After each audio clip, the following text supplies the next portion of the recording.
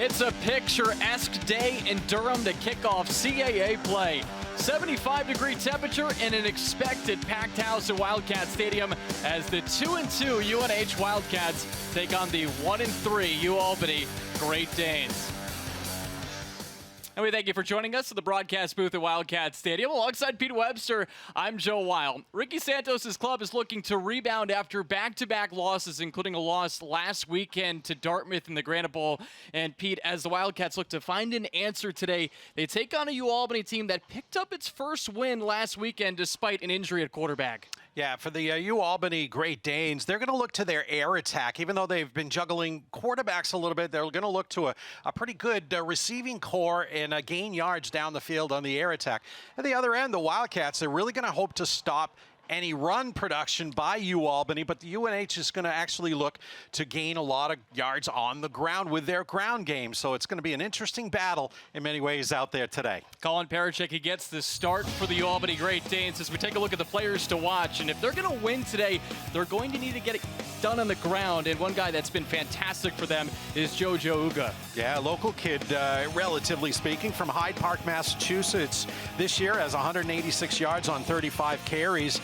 He's led UAlbany like in the last game with 18 carries, 126 yards, and a touchdown. So he's a dynamic runner out there. UNH will have to stop. On the other side for the Wildcats, Chase Wilson. He's had a fantastic start to his Wildcats career in these first 4 games. Yeah, I really liked talking to Coach Santos the other day about this young man. He's a transfer from Wesley, and that's a Division III program. And he's come in, he's had a touchdown in the last 2 games. Very high character type of player out here, and he's molded right into this UNH squad. Just the type of player that Coach Santos wants to transfer in here. So we'll look for big things from Chase Wilson today.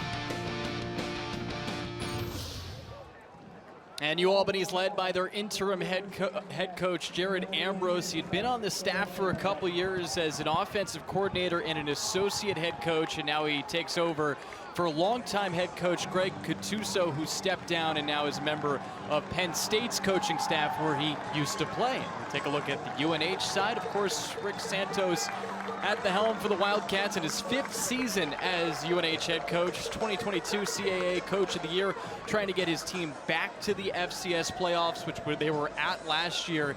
But a lot of change on this UNH team, Pete. So they're building a foundation right now, and we'll see how they do in the CAA opener here against UAlbany. Yeah, this certainly is a young squad for Rick Santos, but you know, in this day and age with the transfer portal and NIL, you're going to have a lot of players in and out. So, you know, not only do you want to build that foundation, but you also have to be a little leery of using the transfer portal to get quality players. And as I mentioned in the opening, Chase Wilson is one of those players, a wide receiver who really has that Division I speed. It is fit right into this program. So all those elements are very important in this modern day college football scenario. So UNH is back to receive to start things off as the Great Danes will kick it away. Their one win came against Cornell, that being UAlbany, a 13-10 victory. And as we talked about in the open, Colin Parachek, he will get the start at quarterback for UAlbany as Jack Shields went down with an injury in that game against Cornell.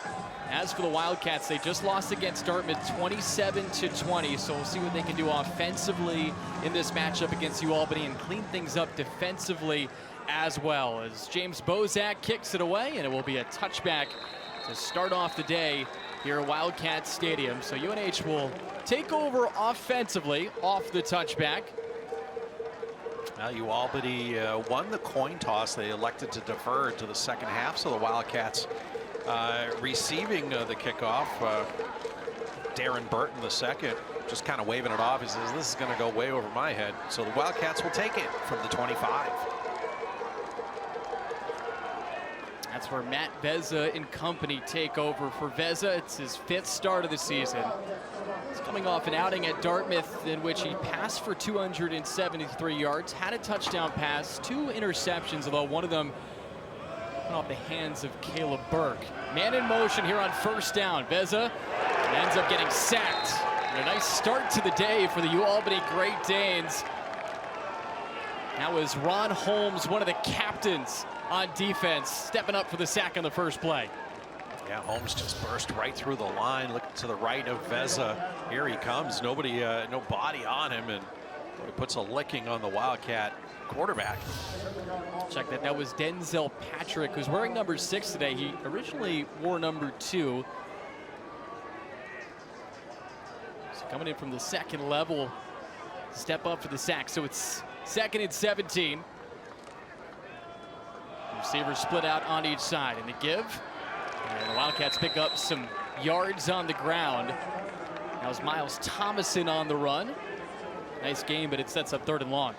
Yeah, Thomason skippering out to the left there. Good coverage by the UAlbany defense. Back to the original line of scrimmage. Well, no, only a gain of a yard or so. Ends up picking up 2 yards, so it sets up 3rd and 15. 3 receivers split out, right, 1 to the left. Thomason once again in the backfield. Vessa looks to the sideline.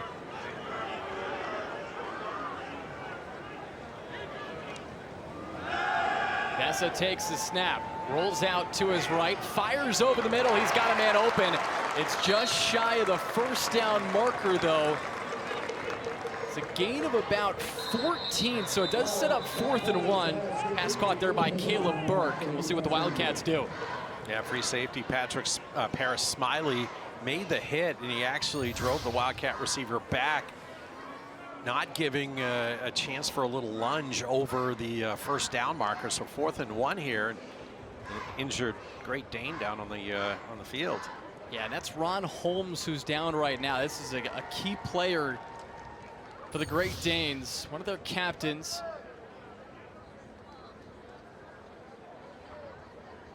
And obviously the hope is that he's okay. Training staff tending to him. That would be a big body that the Great Danes would be without if he's unable to get up. So it's 4th and 1 right now. Ball on the 34-yard line of the Wildcats. And they're talking things over. We'll see if they end up deciding to go for it here on 4th and 1. Obviously so early in the game as well, Pete. Yeah, I'm not sure you want to kind of risk this here. So the punt team is ready to go, but there's also a conversation with the offensive side. No showing the hand by Ricky Santos yet. Yeah, it doesn't look too well for Ron Holmes. 6 feet, 225 senior linebacker. Yeah, transfer from Delaware State. He actually had the team lead coming into the day in tackles with 47.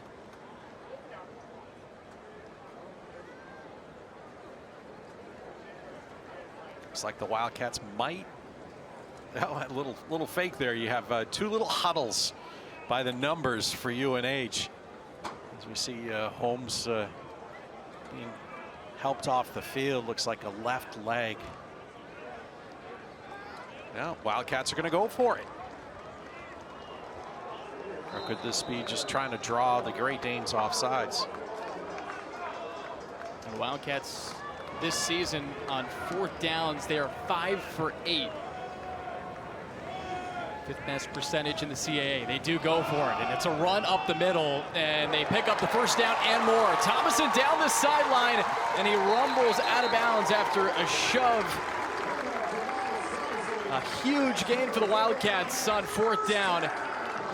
And they not only pick up the 1st down, but they go across the 50. And Thomason taken out right at the 41-yard line of the Great Danes. Yeah, a gain of 25 on the play by Thomason. Boy, he went straight up the middle and then bounced out.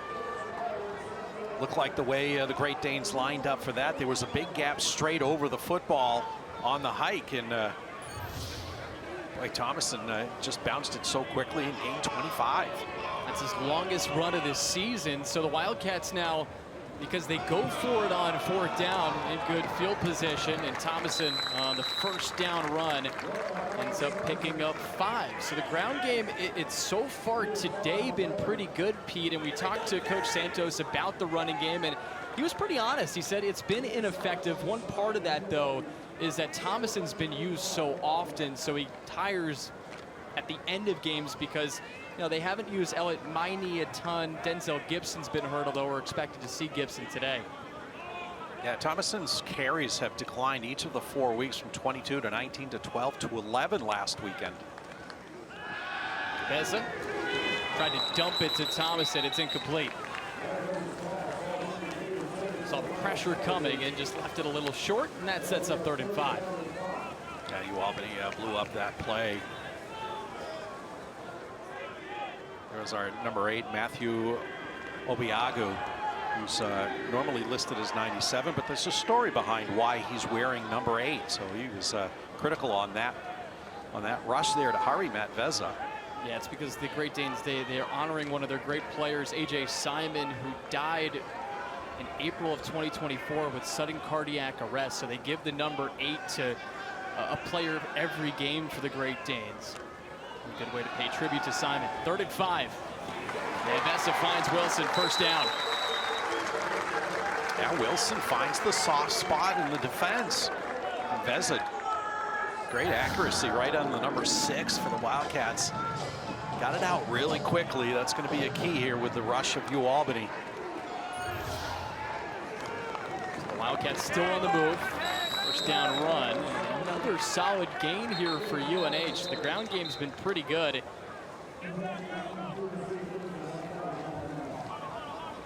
And you can pick up 5 yards on a 1st down run.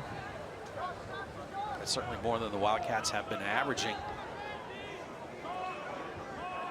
So Miles Thomason, once again, a 5-yard run on 1st down. And so that really helps out the offense. Make it 2nd and 5. Makes it more manageable here to try to pick up a 1st down. We have 3 receivers split out to the right, and it's Denzel Gibson now in the backfield for UNH. The give to Gibson, he goes right up the gut, and he's met.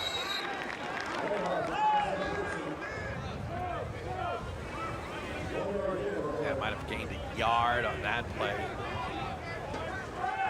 They give him 1, so it's now 3rd and 4. Thomason comes back in. Great to see Denzel Gibson, though, back out on the field. Pete, he's only played 1 game this year, and that was against Holy Cross. And he's a very physical runner, and so to have somebody like that back is critical for this offense. God, it really is, and it's great for the psyche of Denzel because, you know, these seasons are so short, just 12 games. You miss a couple, and you feel like you're out of sync with your teammates. Peyton Strickland, one of the tight ends out there for the formation, goes to Wilson, and Wilson rumbling toward the 1st down marker, doesn't pick it up. He's a yard shy, so once again, Pete, we have a 4th and 1 situation. And we'll see if the Wildcats go for it, and they will. Yeah, you're on your home turf here in Wildcat Stadium, and the Wildcats can be brave once again. Excellent defense to stop the burst of Chase Wilson. Kylan Austin, number 1, really saying a lot and making a statement on that play. So 4th and 1 on UAlbany's 15-yard line. It's a keeper for Veza. He picks it up and more inside the 10-yard line. Yeah, when you have a quarterback that has the wheels of Matt Veza, you have an awful lot of confidence, and he reads the play. It looked like they brought in a tight end on the right side, lined up outside of the guards and tackles. Wildcats used that as a decoy and ran to the left. The Wildcats have 3 rushing touchdowns this season, all courtesy of Matt Veza. So 1st down for the Wildcats. They're now on Great Dane's 11-yard line. Give to Thomason up the middle. Makes a cut and takes it inside the 5. Tackled at the 4. Yeah, see how quick those wheels get going of Miles Thomason. Wow, he's just so fast. A little hesitation once he got the ball. Wildcats can pick up a 1st down here. Another give, Thomason up the middle. Tries to churn the legs, and he is stopped short of the 1st down marker. Seems like by a half yard, so that sets up 3rd and 1. And tackled by the whole defense of UAlbany, it seemed like. So now Denzel Gibson, one of those power runners, is in for UNH. 3rd and 1 on the Great Danes' 2-yard lines. 2 receivers split out to the left. Gibson to the side of Veza. 3rd and 1. Gibson up the middle. Does he get in? And he's stopped short, but it's a first down for UNH. You got it right, Joe. It is a first down. So now instead of being 4th and 1 because the Wildcats' previous first down got stopped at the 11, it's 4-down territory right now to get this ball in the end zone. Jeremiah Pruitt on the tackle. So 1st and goal for UNH. Give up the middle. Gibson tries to rumble into the end zone. He is in. Touchdown UNH. Welcome back, Denzel Gibson. And the Wildcats strike first. Yeah, that's got to be a little reward for Denzel Gibson. Rick Santos saying, give this kid the ball. He's worked hard to get back, to get healthy, to get back out on the field. We want to give him that shot. Good drive to open this game up. A couple of 4th down plays. Yeah, they convert 2 4th downs. And they drive 75 yards. Now Nick Reed on for the extra point. He's been money for the Wildcats. And he sends that through. 7-0 UNH with 7:10 remaining here in the first quarter. Good start for UNH here in the CAA opener. It is an excellent start for UNH. You're on your home field, as I said, and your first 4th down plays. We take a look at the touchdown by Denzel Gibson. You have it around the 30-yard line, 34-yard line, and you go for it. That's how much confidence you have in your running game, and that's what I said at the beginning of the game. UNH will need to establish the run against this Great Dane defense. Well, they did a good job in that first drive. They were oh so close from punting it.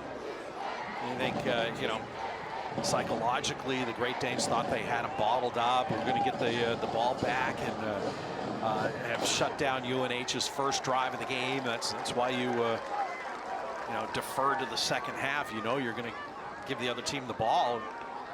Well, UNH made him pay for it. Great drive. So now Nick Reed will boot it away. Sal Rose Jr. and Tabari Groves back to receive. After the Wildcats score first in a 1-yard touchdown run from Denzel Gibson. This will be a touchback, so both kickers trade touchbacks to start things off today. And now the Great Danes will take over on their own 25-yard line, and our first chance to see Jem the Dungeon Dog. Look at that, isn't that a thing of beauty?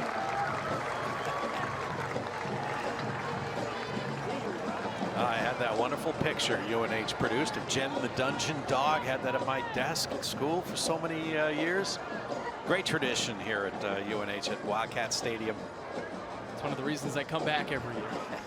75-degree temperature here in Durham today. It is a beautiful day, and now UAlbany looks to respond after the Wildcats take the lead. And Colin Parachek, he gets his first start here with UAlbany after he took over the second half for Jack Shields. Tries to dump it off to one of his tight ends, and it's incomplete. Good job on the coverage there from the Wildcat side. Pass intended for Carter Moses, and it's 2nd and 10. On the coverage there, Duncan Moreland, one of the captains for UNH. Yeah, captain grad student there making a nice read of that play, stepping up. Wildcats need a lot of that today from their defensive backs. So, decent passing attack. You have one of the backup quarterbacks in there.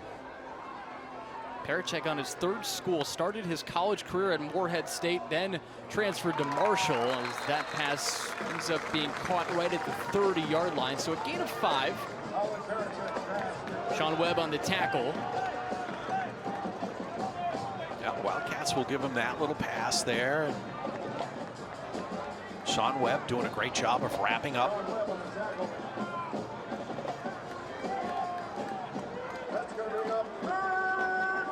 So a key 3rd down here for UAlbany. They're 2nd to last in the conference in 3rd down conversion at 27.3%. Parachek went over the middle, and it was dropped by Kylan Austin. He would have had a first down and more, but he couldn't haul it in.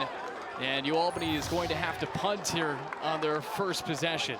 Yeah, Duncan Moreland on the coverage, but Austin had a step and he just dropped it. Well, good break for the Wildcats, and then get the ball back after 3 and out.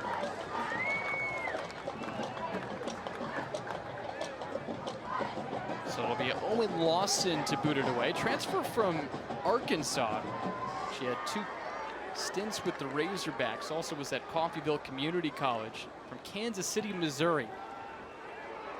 It's a low punt, and Miles Thomason is going to just let it roll out of bounds. We'll see where it stayed in the field of play before rolling out. It was at the 21-yard line, where the Wildcats will take over after this. Good start for UNH. They have a 7-0 lead, thanks in part to the ground game. We'll see what Miles Thomason and crew can do right after this.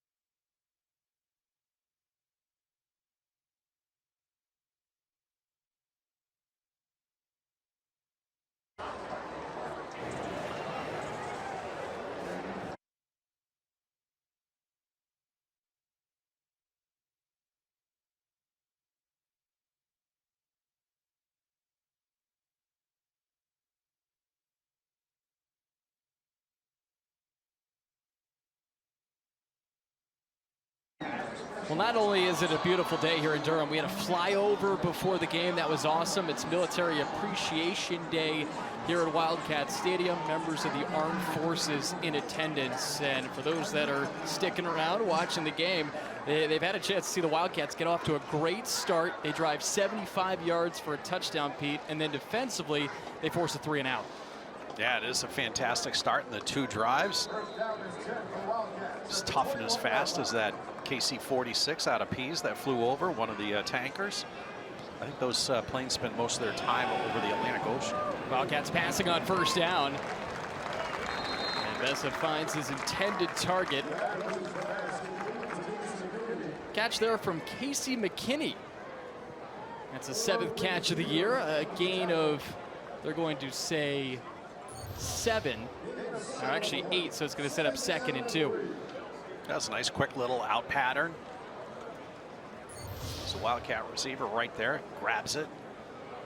We talked to Coach Santos about Matt Vesa, and he said he's done a great job throwing on the run, the off-script plays. It's the ones that have been on-script, the easier throws that he's had trouble with. So far, he's been great on those. Josh Fillion, the man in motion, give up the middle, and once again, the Wildcats rushing attack gets it done. Miles Thomason picking up another first down for UNH. Yeah, he's just been so effective today against the front 4 of UAlbany. Miles Thomason in line for having a big game here. Picks up 6 on the first down run. Still in the backfield.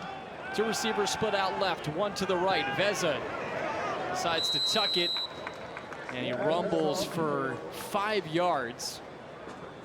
I don't know if he went down on purpose or slid down, but number 1, Cam Stodgill, he was there to lay a hurting on Matt Vesa. Actually, they only say he picked up 2 yards on that, so he must have had the knee down a little bit further back than the top of his body ended up landing. So only a gain of 2 for Matt Vesa. He was running a lot this year. We mentioned he's prior to this game had the only rushing touchdowns for UNH this year. It's a 2nd and 8. Thomason on an inside run. See if he picked up the first down, and he did. Brought down at the 45-yard line, a gain of 9. And that last little stumble, Thompson got the hand down to maintain the balance and get over the first down line. The Great Dane down on the field. And that's Denzel Patrick. So this is worth noting. The Great Danes on that first defensive drive, or first time they were out there defensively when UNH was out there offensively, they lost Ron Holmes, one of their captains and one of their best tacklers, a linebacker on that group. And then Denzel Patrick is now down, another one of their star defensive players. So a couple of key bodies out as we take a look at the injury here. Number 6 on your screen, Denzel Patrick. And you see that the helmet of Thomason banged off of Patrick's knee. So now UAlbany's without a couple key defensive players. Yeah, you just hope that's a little bone contusion if you're UAlbany and not twisting up the knee joint. Sorry, Joe, another first down for the Wildcats. Very impressive. Yeah, they pick up 2 here on this drive. Now they have it at their own 45-yard line. Extra blocker in. It's Danson. Veza lofts it to the middle, incomplete. Dangerous ball. It was a little low there for Wilson. And we have another player down for the Great Danes. There was a collision right at the end of the play. And that's Irv Wiggins Jr. limping a little bit after the incompletion. That was a pass in a tight area. Look at the great blocking for the Wildcats up front.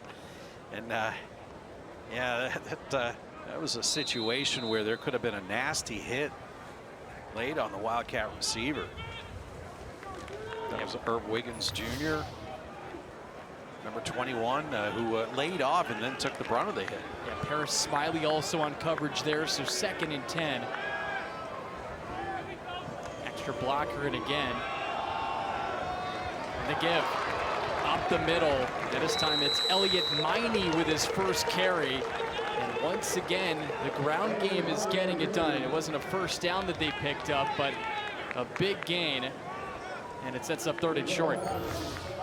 Yeah, Miney squeezes through this little opening right there. And just he got dragged a little bit, or he dragged one of the defenders for UAlbany, Cam Stodgill. So it sets up 3rd and 3. It's Thomason in the backfield. Drew Danson, the tight end out there right now, alongside Strickland. So 2 tight end set, man in motion. Veza rolling to his right, dumps it off looking for Philly, and it's incomplete. So that sets up 4th and 3. We've seen the Wildcats be aggressive on 4th down, and they're going to go for it again. They are. You see the punt team down to our right start to leak out onto the field, and then they're called back. 2 4th down conversions on the first drive. Another opportunity here, 3 to go. So 2 receivers split out to the right, a tight end in Danson, and McKinney out to the left. Now Danson in motion. 4th and 3 on UAlbany's 48-yard line. Veza drops back, now tries to evade the rush, rolling to his right. Can he get to the first down marker? Looks like he's a little short. I would have to agree with you, Joe. But what an athletic move, that little spin there at the end as he was trying to be tackled. Got down, but it is obviously a good stop for UAlbany as Veza just about, looks like about 6 inches. So the Great Danes will take over. A huge stop on 4th and 3. Veza tried to keep it himself and rumble to the first down marker. Instead, UAlbany will take over right after this. At Service Credit Union, we believe that your life is a story. And like most stories, every chapter brings something different. A new adventure, a new calling, a new...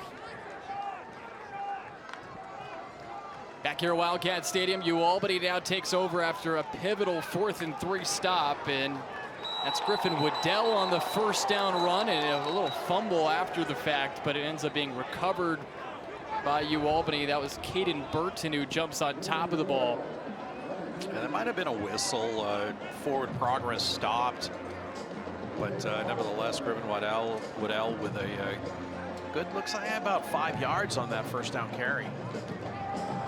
How about the key tackle made by Eric Dukes on that rush from Veza? Stopped him short of the first down marker. So that was a gain of 5 for Waddell. It's the CAA Offensive Player of the Year, or Offensive Rookie of the Year 2 years ago, that being Griffin Waddell. We do have a flag, first penalty of the game. I believe this is on UAlbany. Discussing whether it was on UNH. Everybody's pointing fingers at everybody. Defense, number 81. Yeah, it was 5-yard encroachment. penalty results in a first down. I had a feeling he was the first one I saw that moved on that play. So that's going to end up being a first down for UAlbany. Our head referee today, Justin Ackley.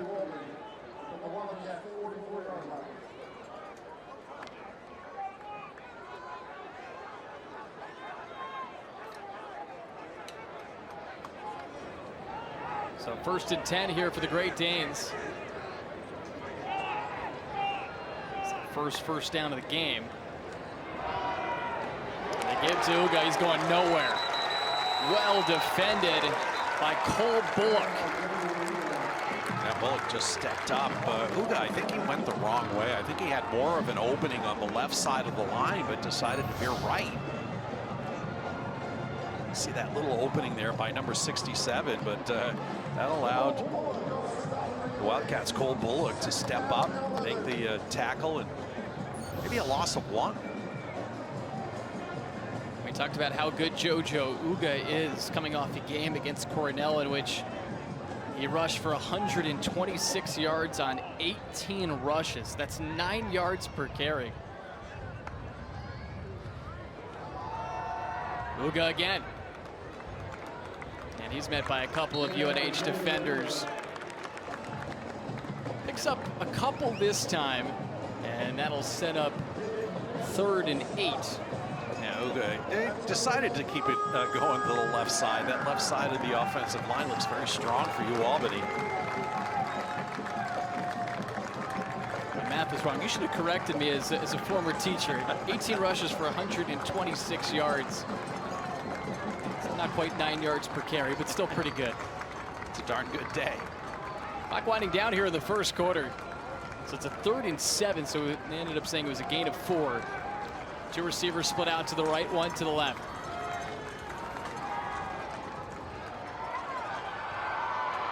Parachek decides to just tuck it and run up the middle, and he picks up a first down. Tackled at the 33-yard line of UNH, and that will end the first quarter. So an 8-yard rush for Colin Parachek, and the Great Danes are on the move, trying to answer UNH's touchdown to kick off this game. A 1-yard touchdown run from Denzel Gibson. When we come back, we'll see if UAlbany can cap off this drive with a score. Right now it's 7-0 UNH at Wildcat Stadium in Durham, New Hampshire. We'll be back right after this on FloCollege.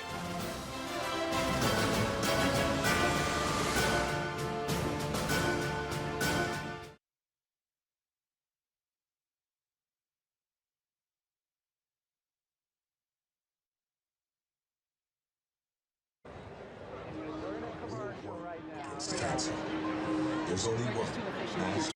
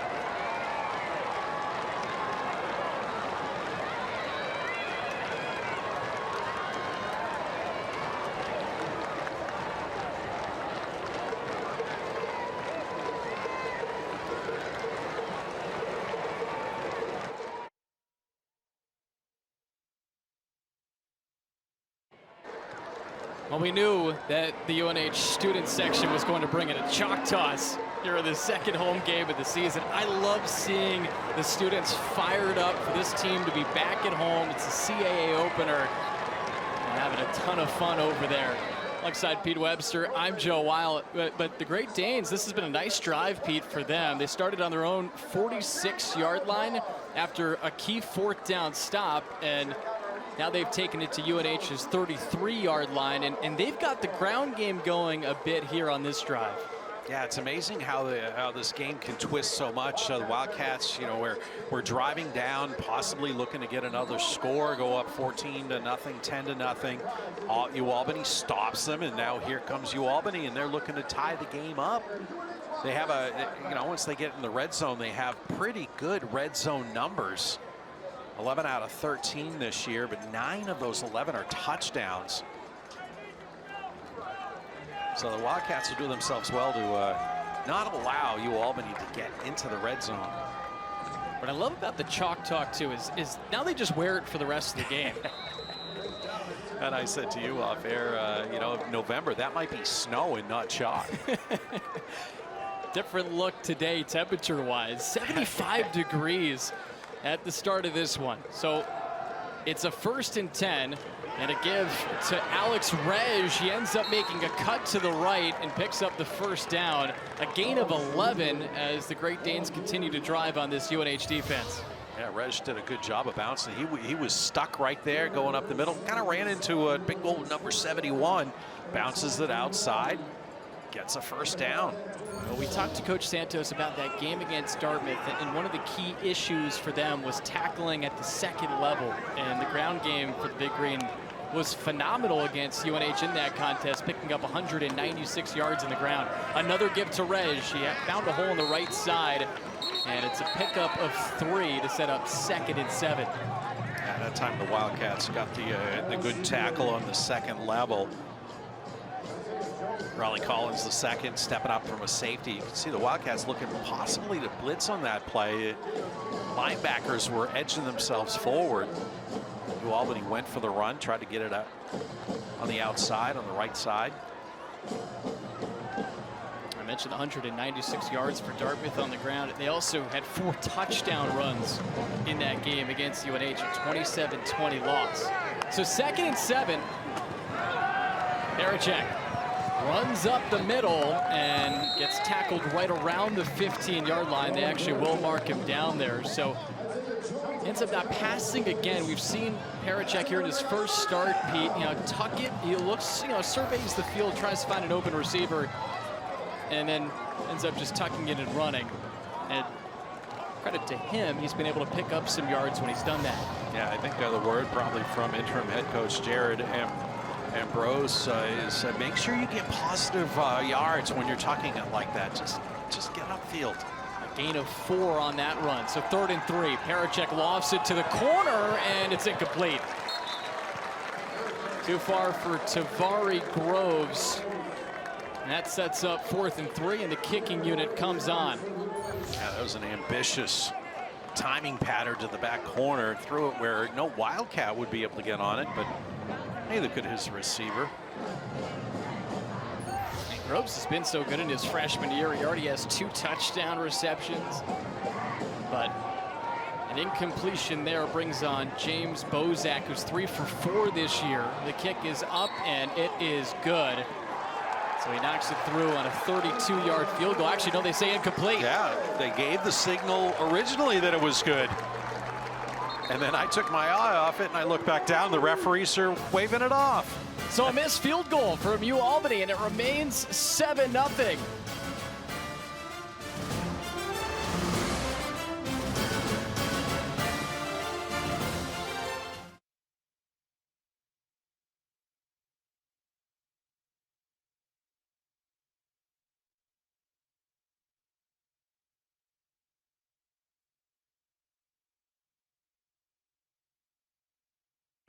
All right, fans, please direct your attention to the field. It's time for the Links and Outlooks tee shots.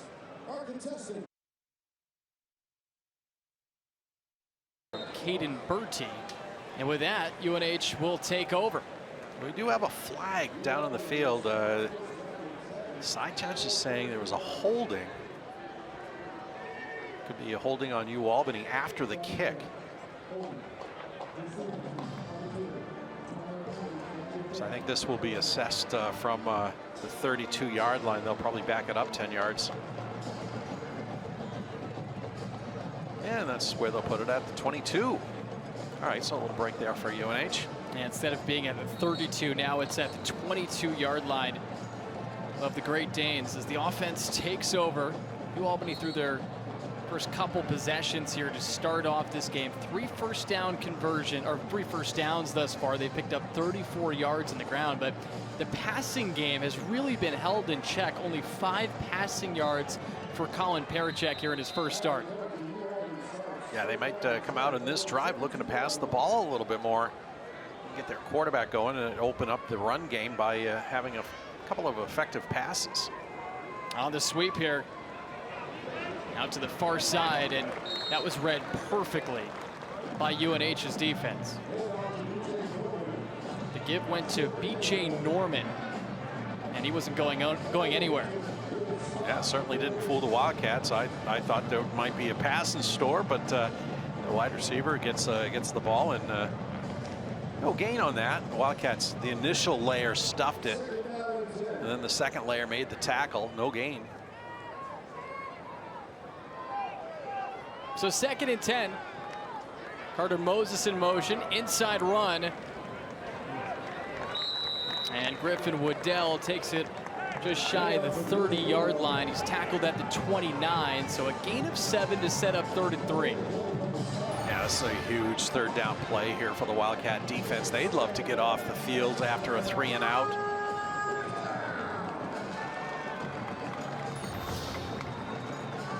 And for UAlbany, this is where they're going to want to bring their best here to continue a drive. Couple of extra blockers out there. It's a keeper. Parachek tackled right at the 30-yard line, going nowhere. And the defense once again for UNH steps up big time. Trevor Berry in on the tackle. Yeah, the redshirt freshman did make a great stick there, keeping Parachek behind the big-time tackle. Yeah, stopped really at the 30.5-yard line. And so, once again, UAlbany will have to punt it away.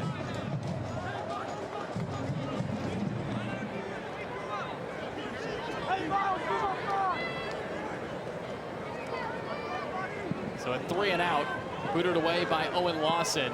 Thomason will end up picking it up right at the 18-yard line and takes it across the 20 where he's pushed out of bounds. And so the Wildcats will take over at their own 21-yard line. It's one of those punt returns. Do I pick it up? Do I not? It's a rolling end-to-end, sometimes hard to catch. Well, the flag down here on this special teams play. Referee and one of his assistants debating out near the Wildcat logo. So 2 of the first 3 possessions for UAlbany have been 3 and outs. The other one was a missed field goal from James Bozak from 32 yards Personal out. foul. Blindside block. Receiving team, number 99. 15-yard penalty from the end of the kick. 1st down. So that's Luke Teskey, the 5th, that ends up getting whistled for that penalty. So that'll bring the Wildcats back. They were at their 21-yard line.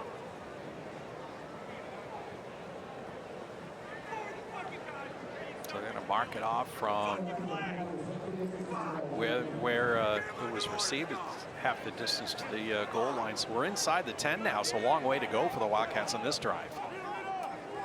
The Wildcats once today did drive at 75 yards on 15 plays. That was the first possession of the game. Ended with a 1-yard touchdown run from Denzel Gibson, his first touchdown run of the season. So Matt Vezza takes over. And so far, we really haven't seen the passing game do all that much today, Pete. 4 for 7 is Vezza for 36 yards. 2 receivers split out on each side. First down run here for Elliot Miney. Tries to get it outside of the zone that the UNH offense is in right now, which is inside that 10-yard line, but that first down run stuffed out. Yeah, LaSalle Rose Jr. making an excellent tackle. Miney looked like he was going to spring through that hole and gain some serious yards, but just not there.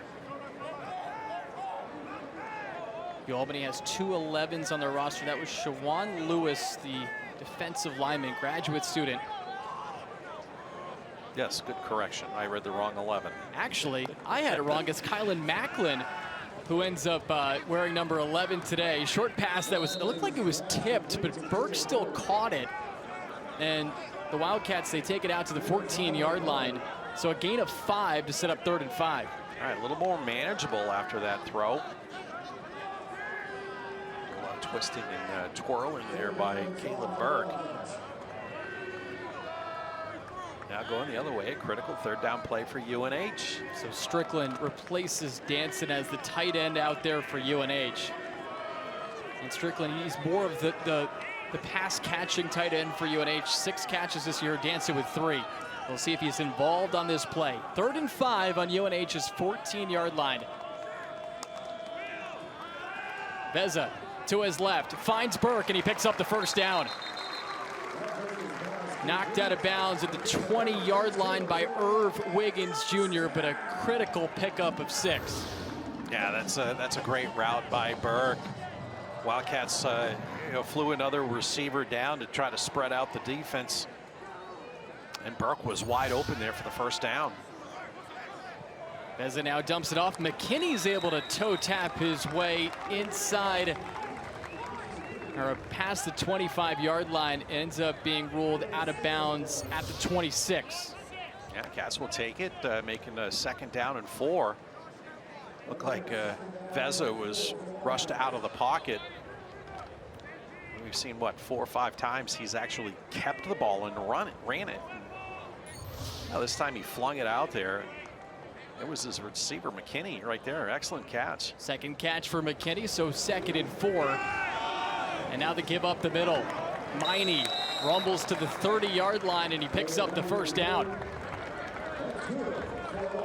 Ended up getting tackled there by Kylan Macklin.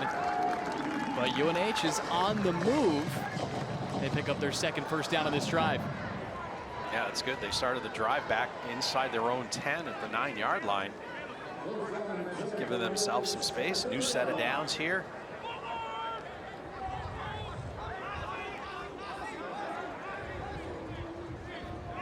It's Miney once again in the backfield. Now McKinney in motion. Veza surveys the field, and he dumps it off to McKinney across the 40. A little spin move gets to the 44-yard line, so a pickup of 14, and we're starting to see that passing game really work out here for UNH here on this drive. It was a little decoy by Chase Wilson, the wide receiver out on that side. We got a flag. I think this is going to come back. But Wilson goes sprinting down the field looking like it's going to be a bomb. And the other receiver this time, McKinney, again, curls back, is open. But unfortunately, looks like it's going to be a 1st down and 20.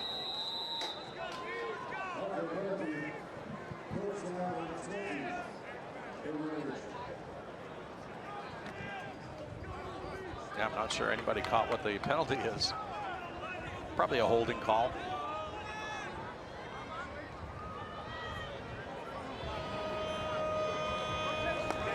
McKinney in motion now. 1st and 20 here for UNH. Veza rolling to his right and ends up just tossing it out of bounds.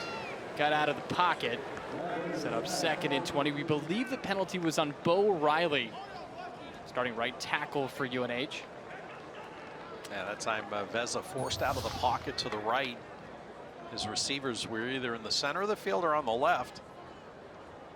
So being outside the pocket, he could just loft it into the bench area. As we take a look at the penalty that was called against UNH right there. You think about where it felt like we were after that play with the Wildcats on the move. Instead, they're back at their own 20-yard line here for a 2nd and 20 play. 2 receivers split out on each side. Veza swings it out to Burke across the 20. past the 25, and he's met by a couple of Great Danes tacklers. Ends up getting tied up, they're going to say, at the 27-yard line. So a gain of 7 to set up 3rd and 13. Yeah, it's a nice little pass. Veza using the outsides, using those flanks to gain yards. Really good place for him to throw it.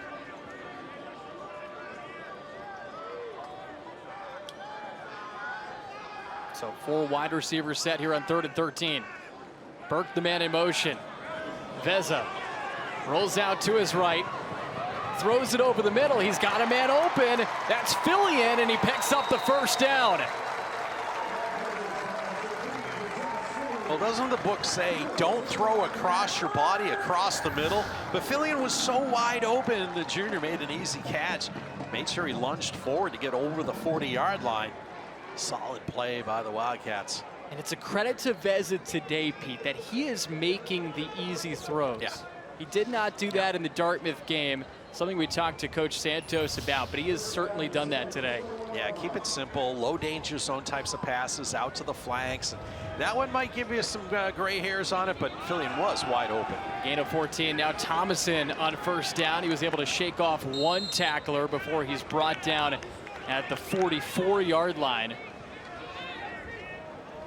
Thomason is a tough runner, just going 5'9", can get into and out of spaces, and just gains yards where there shouldn't be any. That's a gain of 3. That was Cam Stodgel on the tackle, junior from Charlotte, North Carolina. Came into the game 2nd on the team in tackles overall this season with 36. So 2nd and 7. Veza ends up dumping it off to Thomason as he picks up the 1st down. Knocked out of bounds across the 50-yard line. And the Wildcats continue to be on the move. Now they brought it into Great Danes territory as he was knocked out at the 49. Yeah, Thomason showing his good hands there. He's wide open, but makes the catch, makes the turn. Gains positive yards. 1st down again. We're inching closer to the 2-minute timeout. Wildcats will get at least 1 more play in before we get there. A drive that started on their own 9-yard line, now at the Great Danes 49. Veza lofts it out of bounds. Yeah, he had pressure right in on him by Balansama Kamara. Smart play by this. Just wait for another play. Yeah, Kamara's a really good player too. A transfer from Temple. Does have 1 forced fumble this year.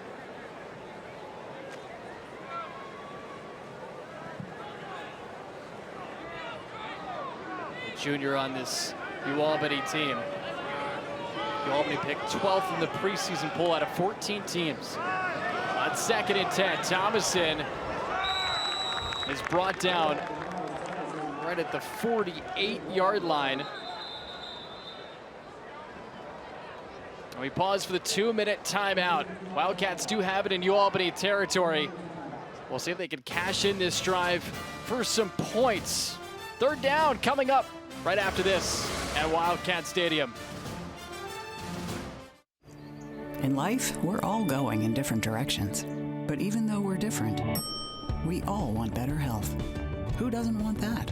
That's why at Harvard Pilgrim Healthcare, a Point 32 health company, we offer employers and members personalized guidance, from choosing the right plan to getting the right care. And all our plans support whole health for people and families of every kind. It's how we help you navigate your way to better health. Harvard Pilgrim Healthcare, this way to better health. At Service Credit Union, we believe that your life is a story. And like most stories, every chapter brings something different. A new adventure, a new calling, a new hero, and even a new beginning. No matter what page you're on, we'll be with you. Service Credit Union. In life, we're all going in different directions. But even though we're different, we all want better health. Who doesn't want that? That's why at Harvard Pilgrim Healthcare, a Point32 health company, we offer employers and members personalized guidance, from choosing the right plan to getting the right care. And all our plans support whole health for people and families of every kind. It's how we help you navigate your way to better health. Harvard Pilgrim Healthcare, this way to better health. The UNH offense is talking things over here on what is an upcoming 3rd and 9 for the Wildcats. They lead 7-0 thanks to a 1-yard touchdown run from Denzel Gibson. And Pete, they've done a nice job taking it from their own 9-yard line here to the Great Danes' 48-yard line, but now they need to convert this critical 3rd down. Yeah, it's 3rd and long, 9 yards to go for this. We'll see what Matt Beza can pull off here. I like the fact, you get in the huddle there, and there's Beza, number 9, standing next to number 8, Caleb Burke. Wide receiver, quarterback wanting to get on the same page. Big play here for UNH. Also out there was Colby Ramshaw, who's a starting tight end for UNH, now out for the rest of the season with an ACL tear, helping coach up the tight ends on this UNH team. So we have 2 receivers split out to the left. One of them is Peyton Strickland. Those tight ends. Now a receiver split out to the right. That's Wilson. Veza facing some pressure, decides to tuck it and run, and he picks up the 1st down. Brought down at the 39-yard line, and the Wildcats do convert the critical 3rd down. Clock still ticking. Well, it didn't happen on a pass, but a great run by Veza. He just barely made it 2-3 inches over the 1st down marker. Here we go.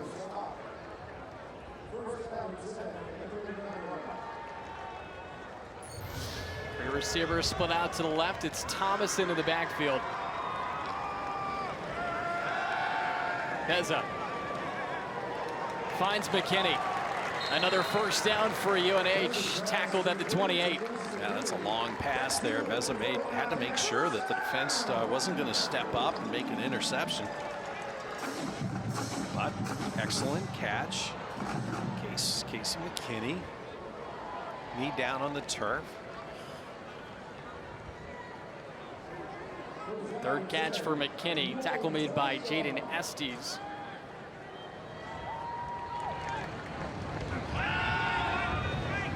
Beza to his right. Steps up. Finds Burke. Burke across the 10. Tackled inside the 10 at the 6. And another 1st down for UNH. That's what your scrambling does for you. UAlbany has to make some adjustments here with a little scramble out to the right. Burke wide open. It's nothing but positive yards all the way down to the 6. 4th catch for Burke. Clock on the move. Wildcats still have 2 timeouts.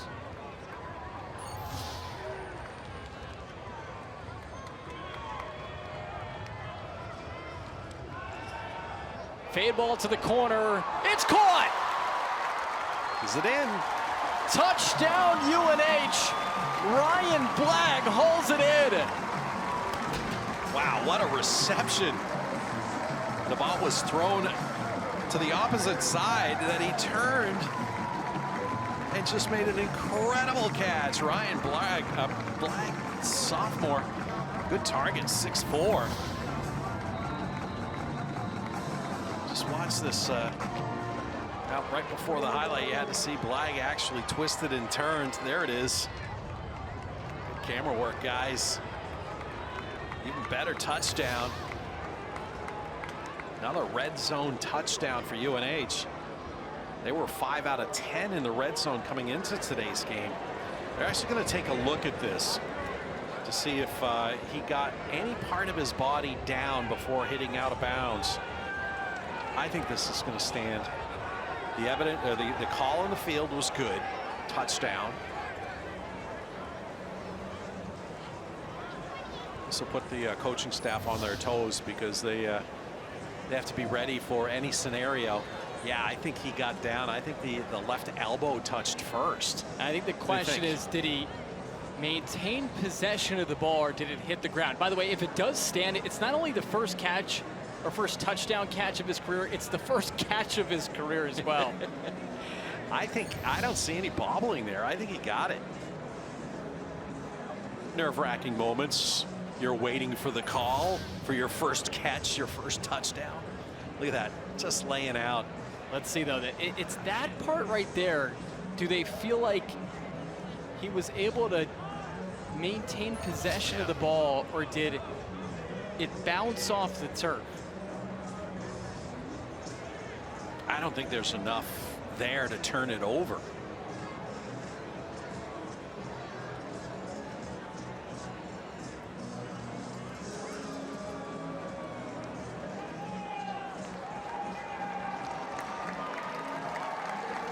After further review, the ruling on the field is upheld. Touchdown. Touchdown UNH. Ryan Blagg, not only his first touchdown catch, his first touchdown as well. That's memorable. A tough minute and a half there to wait for the evidence to prove that you caught it. What a moment for Ryan Blagg, the sophomore from Westford, Massachusetts. Went to Chelmsford High School. Ends up making a big play to extend this lead to 13-0. Nick Reed here on the extra point. It is up and it is good. 14-0 UNH. And how about that drive for the Wildcats and where it started deep in their own end. Yeah, that's fantastic work by the Wildcats. UAlbany had an opportunity to maybe get in the end zone, missed field goal attempt. Wildcats bring it all the way down the field. Some clutch third down plays. Great third down run by Veza to give him a first down.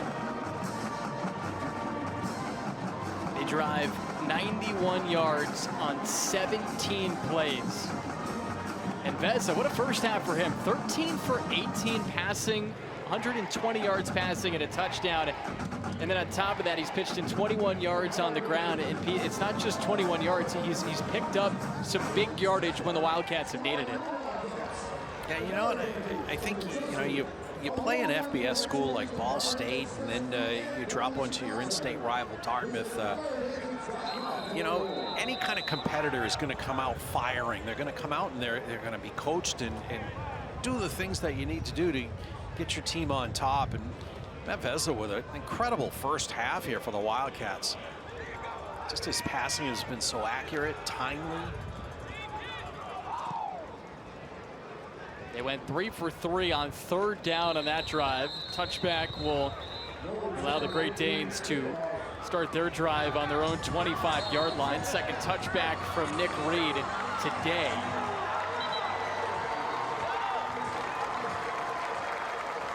Again, the Dungeon Dog once again out there. Yeah, she's bobbled twice. I've noticed. Are you saying she's past her prime? No, she'll never be past her prime. It's going to be a fun halftime here as well, as the 1975-1976 team is honored. Yankee Conference Championship under their belt that season. Two seasons. Two seasons. 75 and 76. Yes, 2 seasons. Yeah. A lot of those players are back here.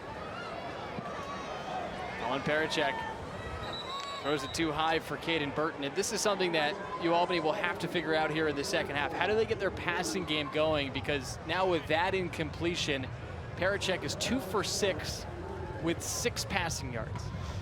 Yeah, they just don't seem to have the timing, but you've got to credit parts of the Wildcat defense, like the defensive line playing very well. You don't have any player like Josiah Silver that was just so effective there for the last 3 or 4 years. But they're playing very steady up front in getting good line backing. Parachek over the middle. He's got a man open. It's Birdie. Picks up the first down. Tackled in the secondary. That was Duncan Moreland. So UAlbany uses a timeout with 18 seconds left. Yeah, a little gap in the defense exploited.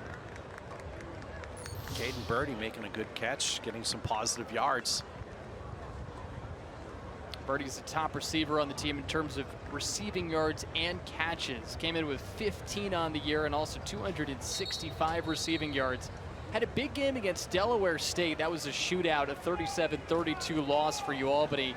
But in that game, he had a touchdown reception. And then against New Haven, where they had to work their way back after being down 24-0, he had 117 receiving yards in that game. So Jared Ambrose uses his first timeout. 2 timeouts remaining for the Great Danes. 18 seconds left here in the first half. The receiver split out right, one to the left. And that one overshot Carter Moses. Another incompletion. That'll be the 5th incompletion of this first half for Colin Parachek. Yeah, it's a good thing he overcooked that one. There were 2 Wildcat defenders right there in the mix, ready to pick it off. You had Josh Fillion was right in there, as well as Jackson Stone.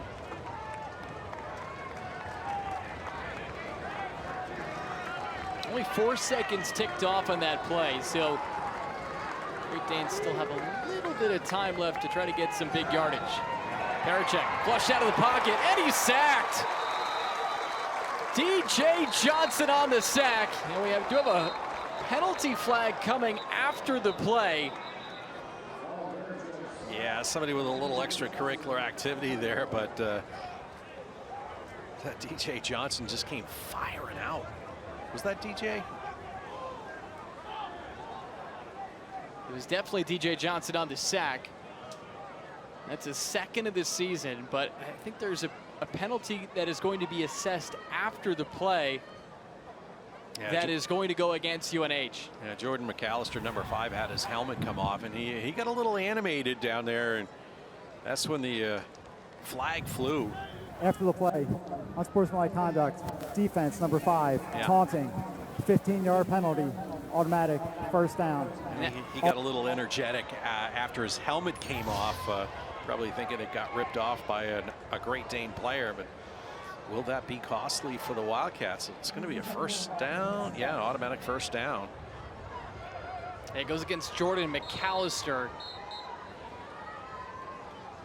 A timeout, UAlbany. Yeah, they're going to try a home run pass to the end zone, no doubt on this one. Well, they still have 10 seconds remaining. Oh yeah, they changed it. There was 6. They just changed it. Yeah, so they added on a little bit more time, and that does allow them to try to pick up a chunk rather than go for it all.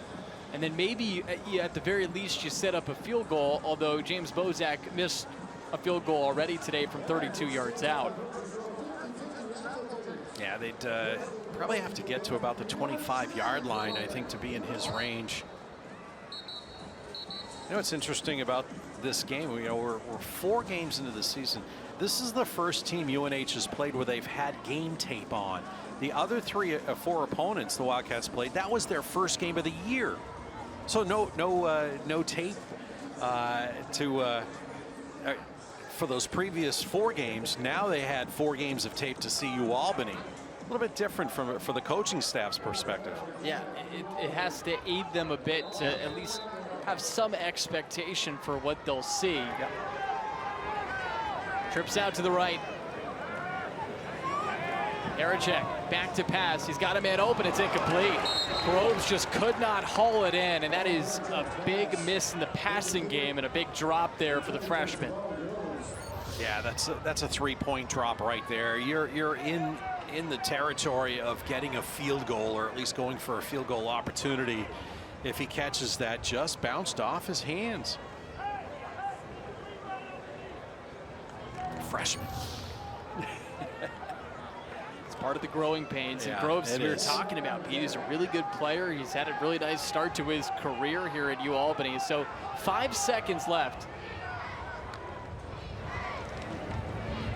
Parachek has some time. Airs it out deep down the middle. This ball is incomplete. Batted down, and that'll do it here in this first half. Yeah, that's what you're supposed to do. Just bat it down. Don't let it bounce around there. On the defensive side, there was Cohen Cook, number 10, and an extra safety in there. So that ends the first half here at Wildcat Stadium. A heave from Parachek, and Cohen Cook steps up to bat it down and keep it 14-0 UNH here at the halftime break. Well, a great start here to conference play for the Wildcats. They scored a touchdown on their first drive. Denzel Gibson punching it in for his first touchdown of the season. And then to close the half, Ryan Blagg with his first touchdown reception of his career. Wildcats lead 14-0 against UAlbany here at the halftime break. At Mass General Brigham, the people we care for are at the center of everything we do. For those with cancer, we are with them for every twist and turn, connecting cancer specialists and other experts from across our health system. New collaborations, new treatments, leading to new hope and possibilities. We're one against cancer. There's only one Mass General Brigham. Black Bear Nation, let's ride. Go Tigers. We are Hampton U. As one. Fly Hawks. Top the rock, baby. At Geek Prod. Roll Hawks, baby. Phoenix Rising. 3 more feet. Go Tribe. Go Dogs. One team, one heart. At Service Credit Union, we believe that your life is a story. And like most stories, every chapter brings something different. A new adventure, a new calling, a new hero, and even a new beginning. No matter what page you're on, we'll be with you. Service Credit Union. At Mass General Brigham, the people we care for are at the center of everything we do. For those with cancer, we are with them for every twist and turn, connecting cancer specialists and other experts from across our health system. New collaborations, new treatments, leading to new hope and possibilities. We're one against cancer. There's only one Mass General Brigham. Back here at Wildcat Stadium, where the 1975 and 1976 teams are being honored, two Yankee Conference champions. Great moment here at Wildcat Stadium. Meanwhile, this year's team has a 14-0 lead against UAlbany here in the CAA opener. Because we're at the halftime break, we're going to give you the latest edition of the Voices of Wildcats. My name is Omar Nabolsi. I'm from Exeter, New Hampshire. I honestly think what surprised me the most about when I did transfer to UNH was how much it wasn't an extension of high school for me. I thought that pretty much every room I was going to walk in, I was going to see some people I went to high school with.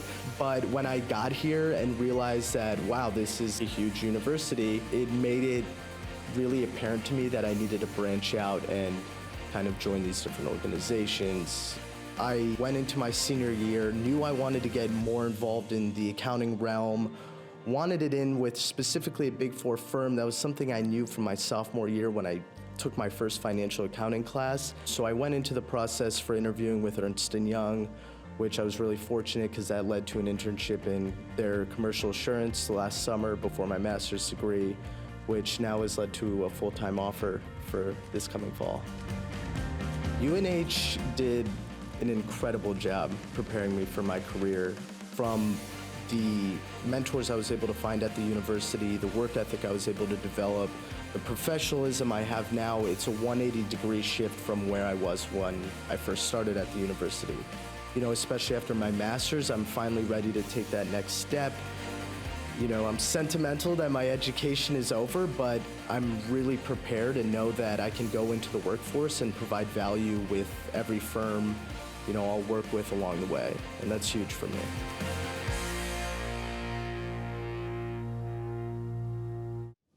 Being a first-generation student, I'm really proud of myself, and my parents are really proud of me.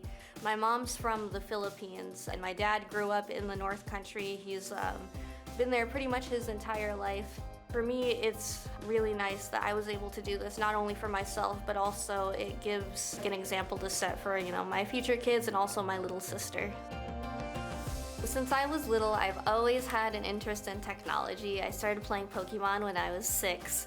And I think that's how a lot of CS kids start out. They start with video games and then they start looking into computers and all this different stuff.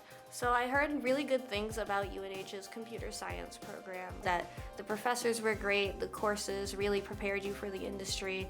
So that was a big highlight for me. And also through scholarships, I was able to get a full ride to UNH.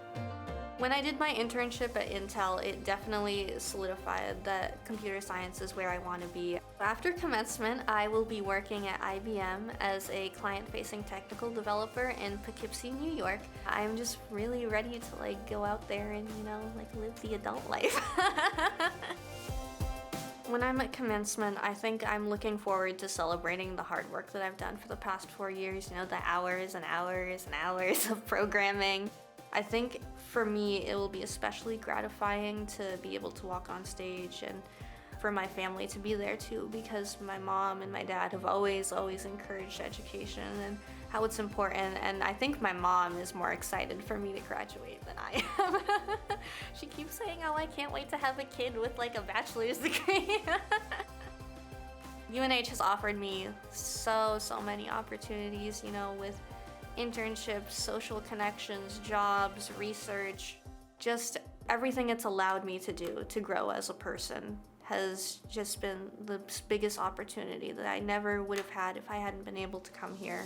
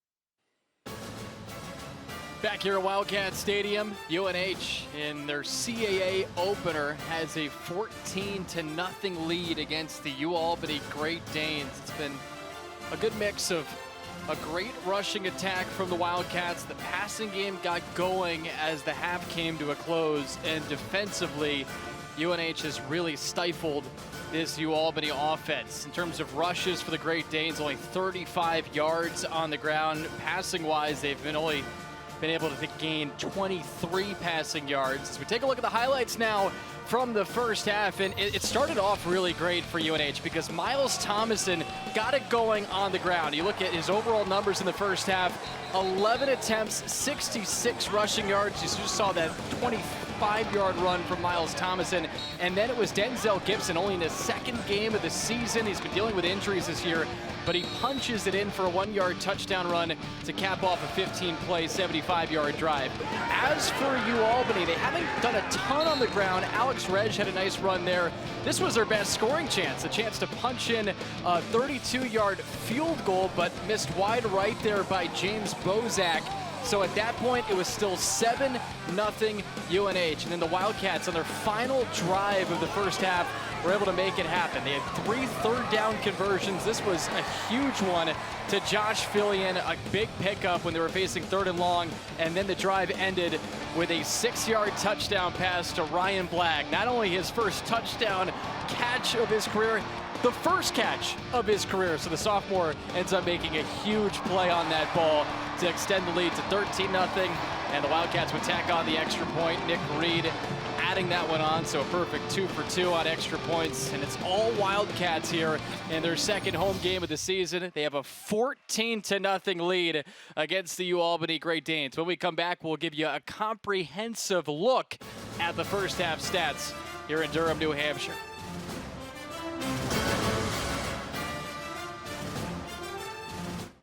Black Bear Nation, let's ride. Go Tigers. We are Hampton U. As one. Fly Hawks. Tap the rock, baby. At Geek Pride. Roll ups, baby. Phoenix Rising. 3 more feet. Go Tribe. Go Dogs. One team, one heartbeat.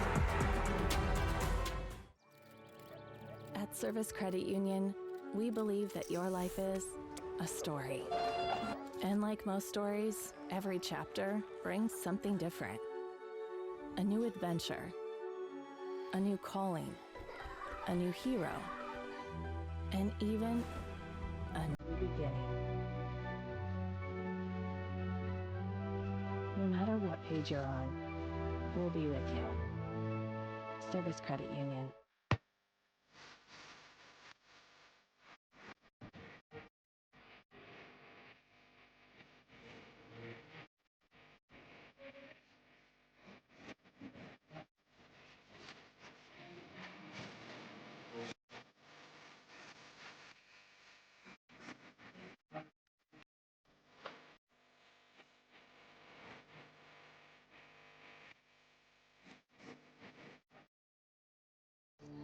In life, we're all going in different directions.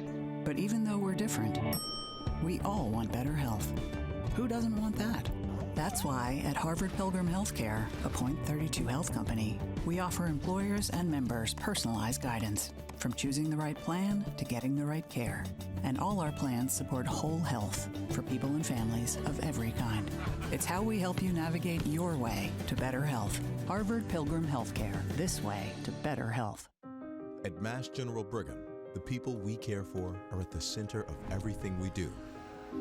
For those with cancer, we are with them for every twist and turn, connecting cancer specialists and other experts from across our health system. New collaborations, new treatments, leading to new hope and possibilities. We're one against cancer. There's only one Mass General Brigham.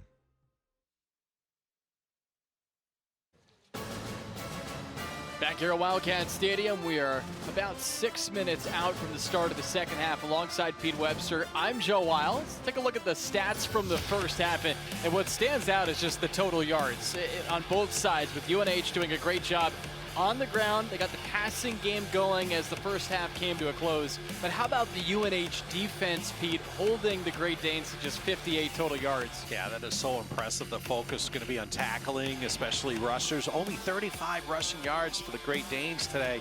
That's huge. And the Wildcats secondary, you know, with those 23 passing yards and receptions for UAlbany, they're fantastic as well. You know, no turnovers in this game, so that's not a stat up there. But the last one, look at that time of possession.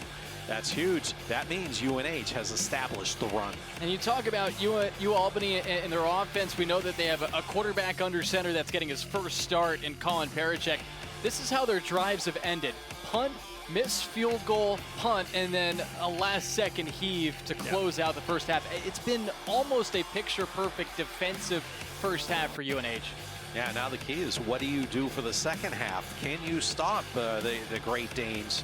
Can you put up another half like you did defensively for UNH? That'll be the big question. We'll get that answered starting in just a few minutes. We certainly will. And remember, UAlbany won the coin toss, but they deferred to have UNH start offensively in that first half. So that means the Great Danes will start off with the ball here in the second half. We'll see if they can find an answer for this UNH defense, but where it is right now, the Wildcats have a 14-0 lead against the Great Danes here at the CAA opener on a beautiful day here in Durham, New Hampshire. When we come back, we'll have the start of the second half between UNH and UAlbany right after this.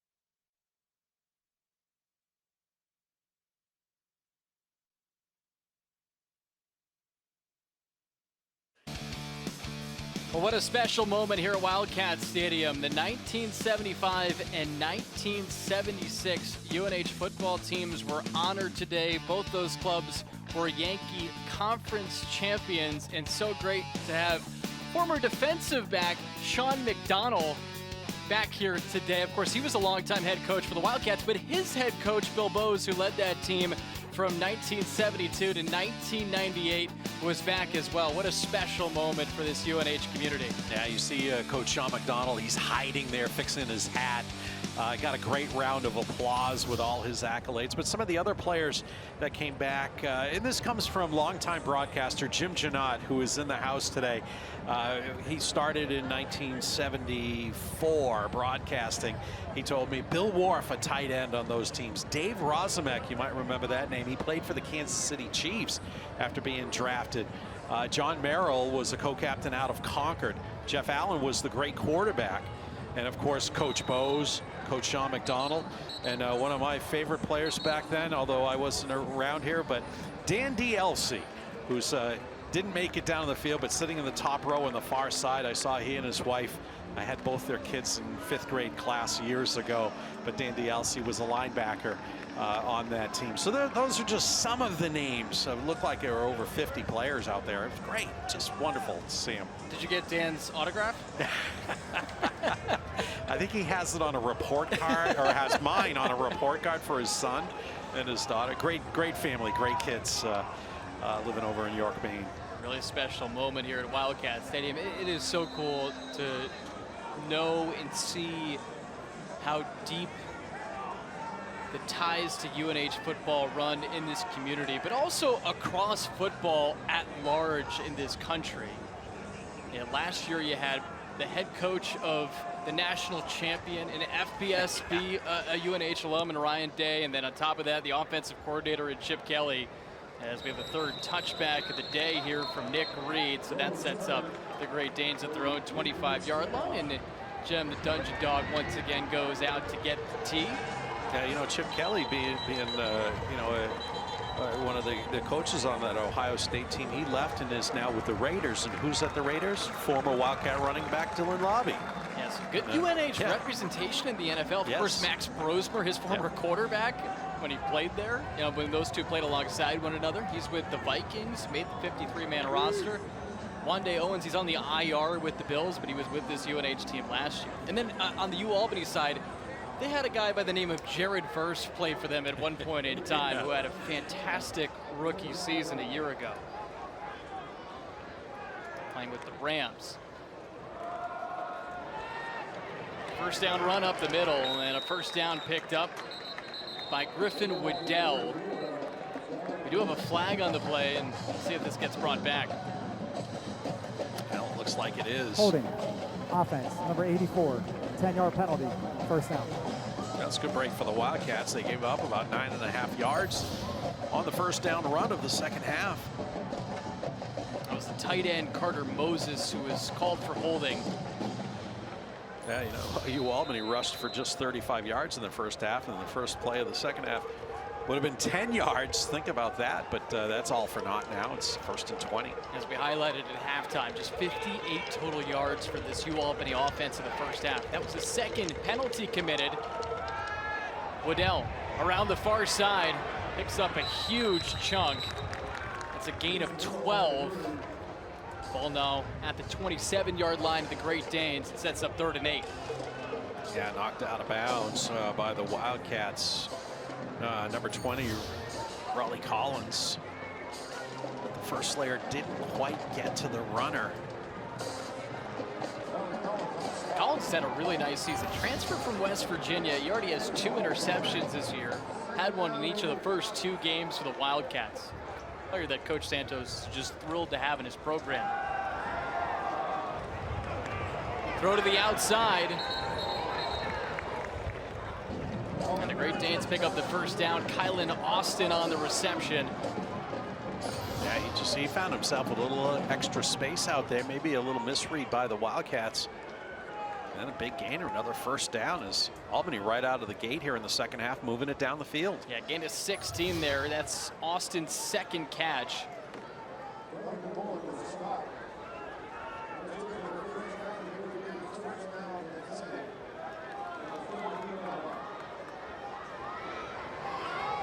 So the ball at UAlbany's 43-yard line.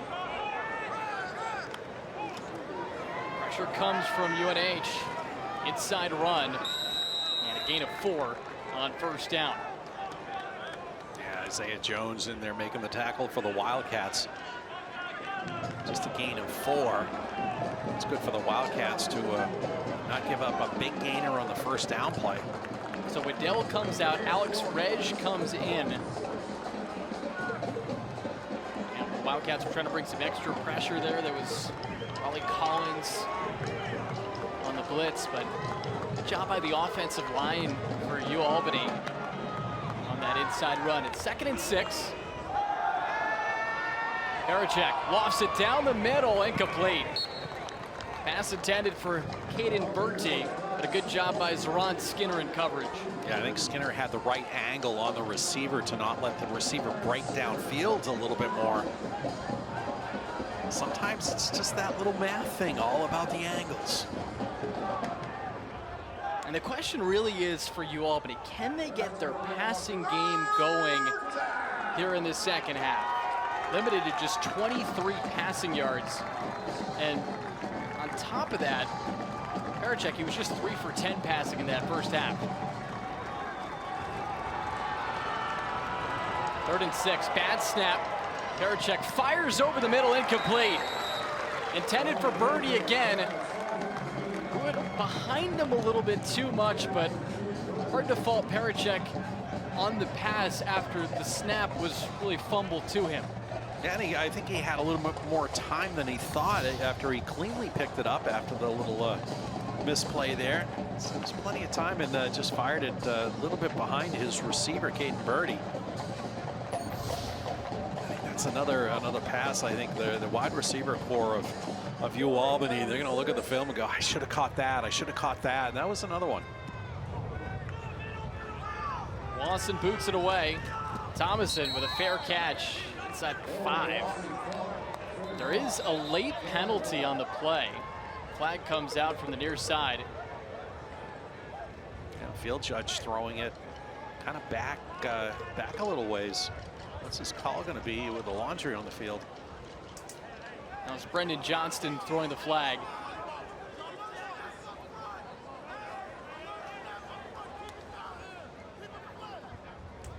Yeah, we'll see which way this goes. You can't go back much Personal farther. Foul. Blindside block. Receiving team, number 27. Half the distance to the goal. First down. It's the second time we've heard that call this afternoon. And it's a blindside block. And it goes against Brendan Ty, who he hasn't played really on defense for UNH. And you can kind of see it right at the end of the play. Right there. There you go. Brendan Ty. Yeah. You see the blindside block there. He has been playing on special teams. He tore up his knee in the game against Maine last year, so he's still working his way back from that injury. But this puts the ball at UNH's 3-yard line, and they bring in the power back, Denzel Gibson.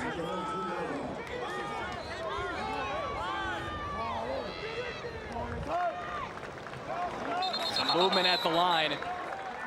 I think that was big old 92 jumping first, and then the Wildcat did a little jump there and slapped his helmet. 92 Zakar Morris. We'll see if the call's against him. Offside. Defense, number 92. Moved into neutral zone, causing a reaction. 5-yard penalty. First down. And boy, that is such a huge break for UNH. They bring it out from the 3 now to their 8. I think that might have been left guard Luke Rogers that saw the jump and just kind of moved himself, slapped the helmet. The Great Dane player, and then the flags flew. Good smart play. So 1st and 5 now, and UNH now has a little bit more breathing room in their own end. Burke, the man in motion. Give up the middle to Gibson. Rumbles across the 10 and taken down at the 12. An interesting pattern by the wide receiver Caleb Burke, kind of doing this little bended run instead of going straight across in motion. You know, you think back to head coach Rick Santos' days as quarterback and all the different, I don't want to say so much gadget plays, but different types of plays and formations that we saw. Chip Kelly designing those plays. I thought that might have been one right there. So it's now 2nd and 1. They give to Gibson again. Zone run. He's got the first down and more. finally brought down at the 18-yard line, a gain of 6, and he earned every yard. Yeah. Denzel Gibson says, I want the ball more. Give it to me. I want to keep going. He was such a huge presence for this team in the second half of last year. To have him back, a power back to complement Miles Thomason, is such a huge luxury now for UNH to have. Yeah, you like that strength and power. And, you know, great for the young man, injured, missing a few games. Only, I don't know, when he had 1 run in the first game, and had to work his way back into the lineup. He was working his way back from a hamstring injury, not going anywhere this time. Actually lost a yard to set up 2nd and 11. Yeah, there was no space in there. Good job by the front line of UAlbany. Stop any penetration through a gap. It's going to bring up 2nd down and 11.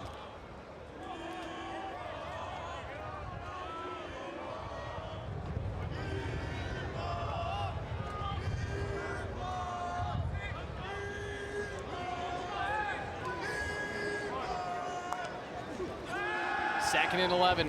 Veza lofts it down the sideline. He's got Wilson open. It's caught across the 40 and pushed out of bounds by Wiggins Jr. A huge gain for the Wildcats, and they now have it in Great Danes territory. How did he get so far open, that being Chase Wilson, the graduate student? This ball was lofted up so high. Wilson had to slow down just a little bit. Makes the grab, and where was the defense by UAlbany on that play? Quick hit to Strickland, his first catch of the day. A couple of tacklers there. Knocked down at the 35-yard line. Yeah, I like this. The Wildcats coming back with a little quick set offense, looking for their tight end. Get the defense down just a little bit. Their psyche down after giving up the big play like that. And here comes a big rumbling tight end at you. Good call there by the Wildcats. That was Patrick who came late on the tackle. Great to see him back out on the field. He was shaken up in the first half. We still have not seen Ron Holmes, though, out for the Great Danes defensively after he was injured on UNH's first possession of the game. 2nd and 7. Keeper for Veza. And he is tackled hard there by Berschwinger, who's had a really nice game defensively for the Great Danes. Veza does pick up a couple. Yeah, Berschwinger just exploded to the quarterback on that play and running laterally. He gave up a couple of yards. I love watching a good, fast, hard-nosed linebacker. Yeah, Berschwinger is certainly that. A junior from Pittsburgh, Pennsylvania. He now has 6 solo tackles today. 3rd and 5, so that was a gain of 2.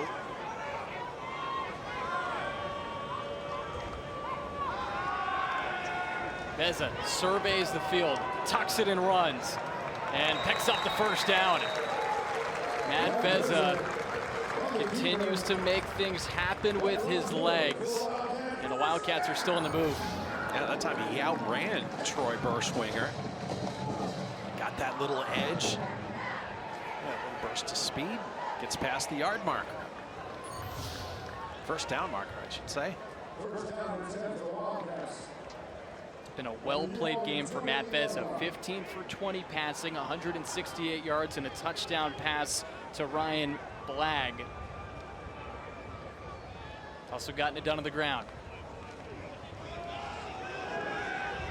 He keeps it again and fooled everybody before he runs out of bounds at the 23-yard line. Including myself. I kept watching number 23, and I'm thinking, why is he slowing down? He didn't have the ball. Veza really sneakily keeping that, running to the left.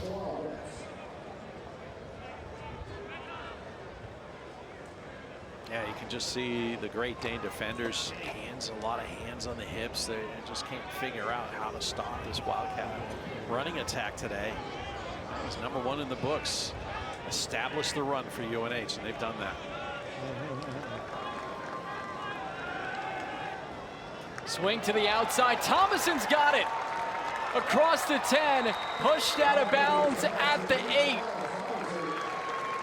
What a game he's had, both on the ground and now in the passing game. And the Wildcats have it in the red zone.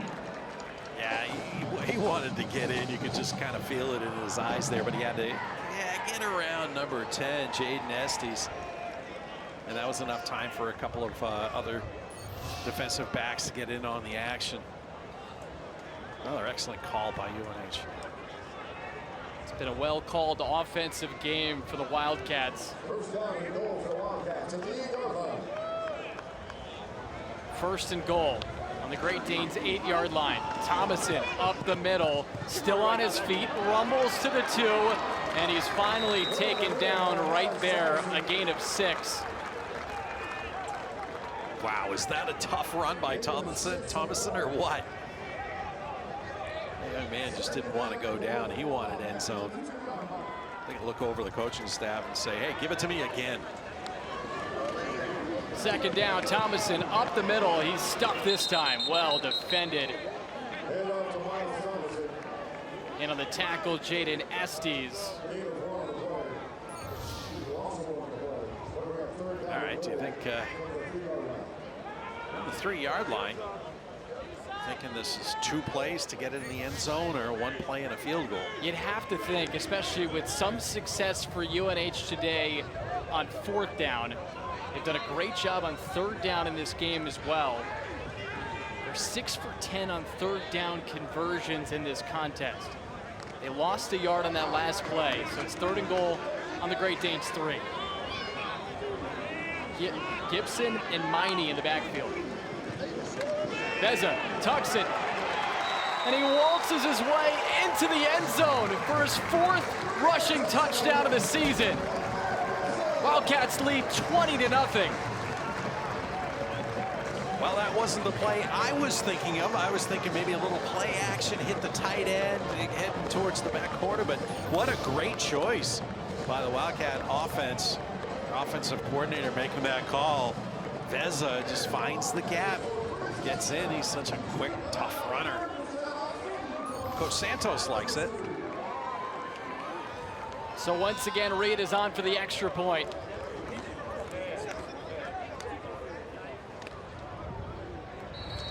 And it's good.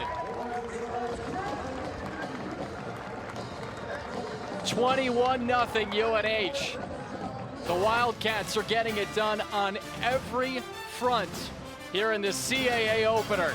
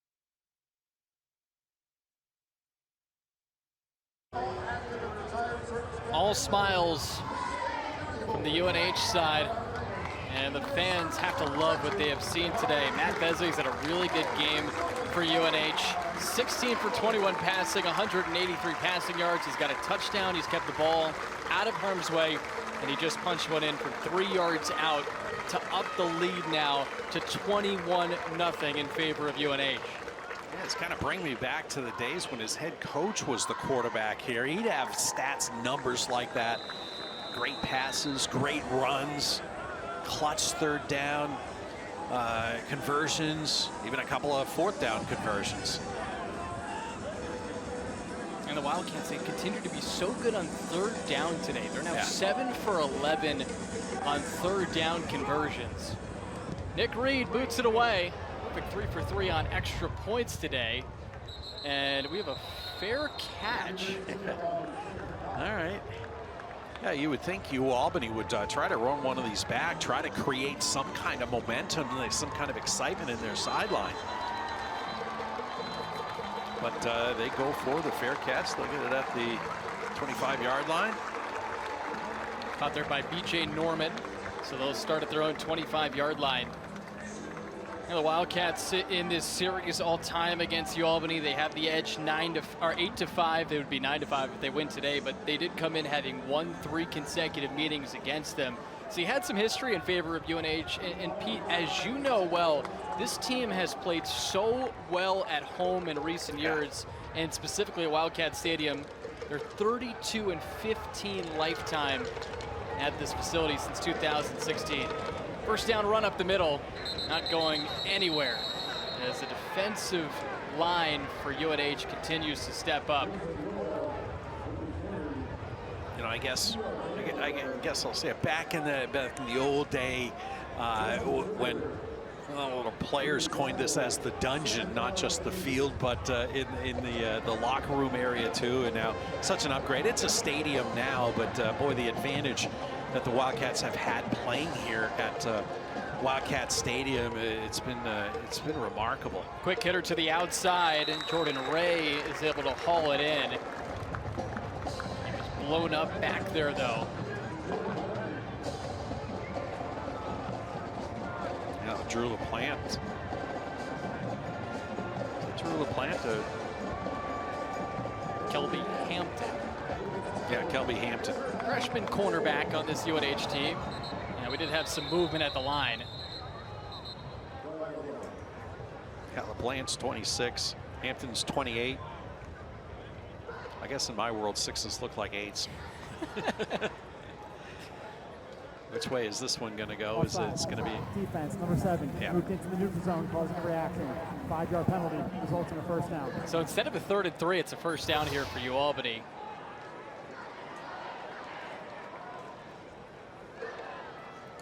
Gonna wait to wave the yard markers here, the first down markers. Yep, there we go. Yeah, they're gonna reset them.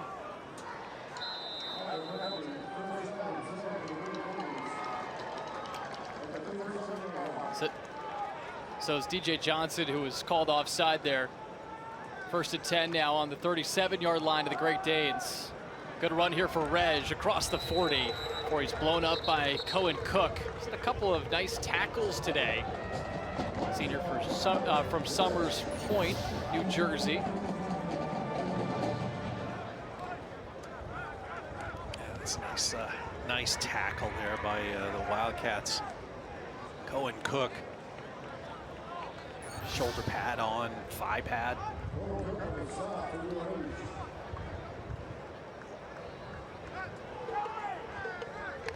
So 2nd and 6, extra pressure from the outside. It's another inside run. And Griffin Woodell brought down at the 42-yard line. So just a gain of 1. And this is where, Pete, if the Great Danes are going to get back in this game, they have to show some significant improvement. And that's on 3rd down, where they're 1 for 5 so far today. Yeah, this is a huge play for UAlbany. They need to make this if they're going to stay in this game. And UNH stops them here, and the Great Danes have to punt. That's another victory for UNH. Played the shutout football here so far, this defense. Haracek steps up and runs, picks up the first down and more, and slides at the 47-yard line. So a gain of 11, and it's 1st and 10 now in UNH territory. Yeah, things just opened up Wildcats in tight coverage downfield. They didn't want to give any long passing play, but that opened up the very middle of the field. Pericek took advantage of that, showed his good wheels. Yeah, first or longest run of the day for Pericek. Again, he's a transfer from Marshall and Morehead State. He played in the second half against Cornell after the injury to Jack Shields. Both those guys part of a 6-man competition for quarterback. Pass over the middle, incomplete. No flags, and it sets up 2nd and 10. Yeah, I think the Wildcats might have dodged one there. It looked like there was a little contact down low between the receiver, Birdie, and the Wildcat defender, Skinner. Oh, and you saw the late hit that Pericek took from Jordan McAllister as well. So he has to shake that off after the incompletion. He's now 5 for 15 passing in this game, 44 yards passing as well.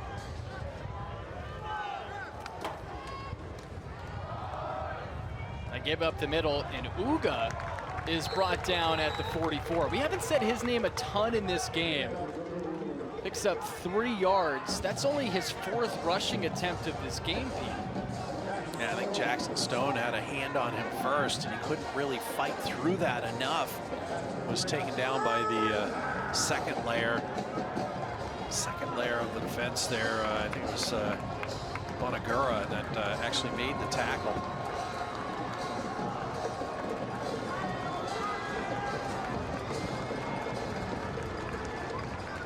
Third and 6.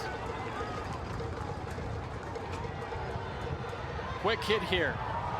Rose Jr. up the middle. Late flag comes in, but Rose Jr., at least for the moment, is in for the touchdown. Yeah, I think this one's coming back. I think we're going to get a hold. Another Albany player down on the field. Ooh. Yeah, there's a player down now for the Great Danes. That is Uga. And he is really frustrated. That play is definitely coming back. Yeah, Uga really upset down there. I thought he was writhing in pain, but he's limping off the field. Holding. Offense. Number 76. 10-yard penalty. Still 3rd down. So Joe McMahon is whistled for holding, and that wipes away what would have been a 44-yard touchdown catch for LaSalle Rose Jr. A play that the Great Danes sorely need right now, and instead of cutting into this deficit, now they're getting brought further back and actually back across the 50-yard line. Yeah, you just saw it at the very end. Uga getting pushed from behind.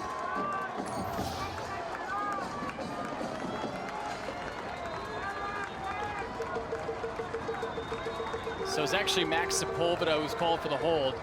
Pericek finds a man open, and it is a 1st down. Connects with Jordan Ray, who gets tackled from behind. That was Kelby Hampton, who was beat on that route. He did tackle Ray after the 1st down was picked up, but a huge conversion here for the Great Danes. Yeah, huge is not the word for, or is the right word, or even whatever word you can use. Great Danes need to get things going here to get on the board.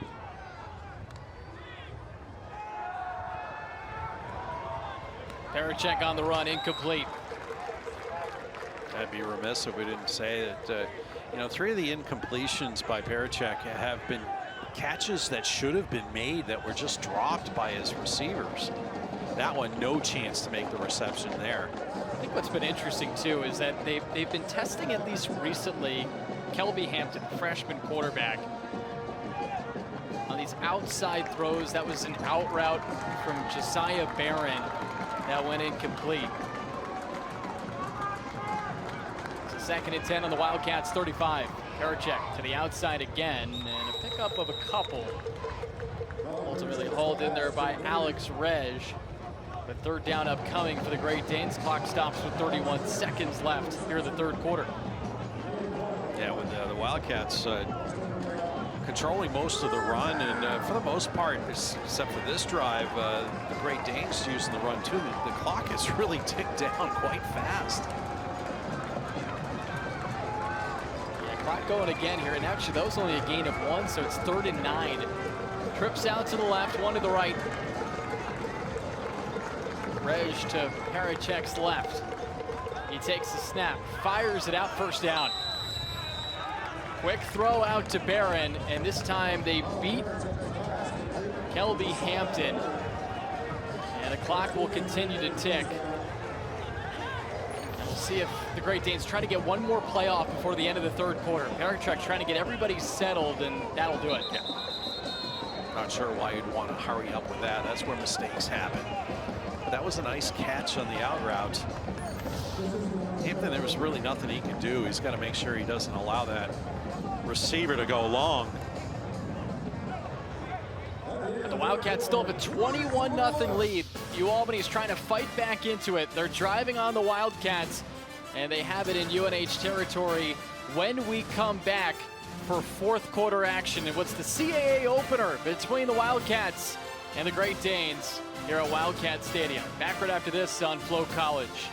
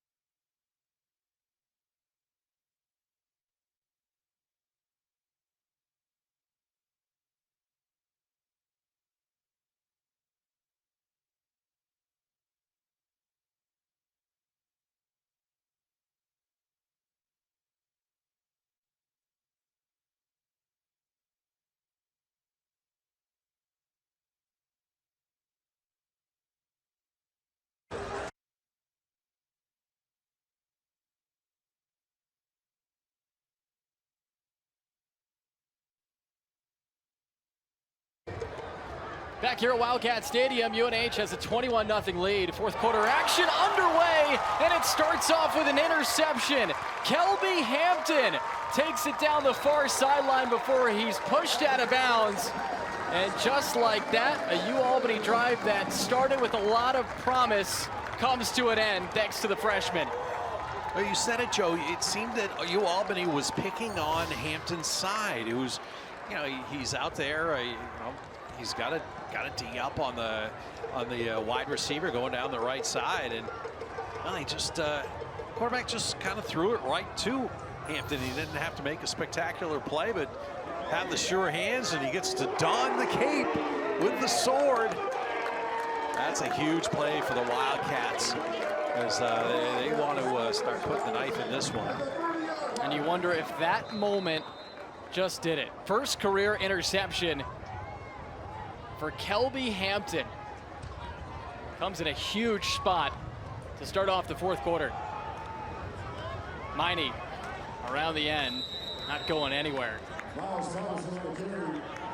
I know we're just at the beginning of the 4th quarter, but it's time to grind down the clock here, get a solid drive going, get a few first downs, really wind that clock down. Big 21-point lead for the Cats. Well, and I brought up Hampton, Pete, because what we haven't seen today is them testing Raleigh Collins. And Collins already has 2 interceptions this season. He's been a really great addition for UNH, a transfer from West Virginia. So they were trying to find a quote-unquote weak spot in the defense. So they kept testing Hampton, but he stepped up big time there for the interception. Veza is brought down to the backfield, and that is a huge sack for Olansama Kamara, one of the star players defensively for the Great Danes. Yeah, it's a loss of 6 on the play. It's 3rd and 15. You go conservative here. You certainly don't want to throw yourself into an interception. Might just see a running play on this, just to keep the clock rolling. Of course, as soon as I say that, they're going to throw the ball. They do have trips out to the left. We'll see. There is a man in the backfield in Miles Thomason. Doesn't have a touchdown today, but it doesn't do him service for the job he's done. Goes to McKinney in the flat. McKinney broke 1 tackle, but ends up being brought down by 2 defenders. Yeah, the Great Danes kind of give up the 7-yard out and swarm the tackler there so he doesn't get a first down. That was Stodgel and Igwicki teaming up on the tackle. So it's 4th and 4. And the punting unit on as Matt Guideback, who hasn't been all that active today. Hey, go get the 11th guy out there. Punt team jogs out on the field with 10 guys. This is the second punt, or will be the second punt of the day, and we do have a flag. False start on the offense. Somebody moved. False start. Offense, number 35. 5-yard penalty, 4th down. Jason Colvin Powell. That happened to be the wideout that was right in front of the line judge. So that's an easy call.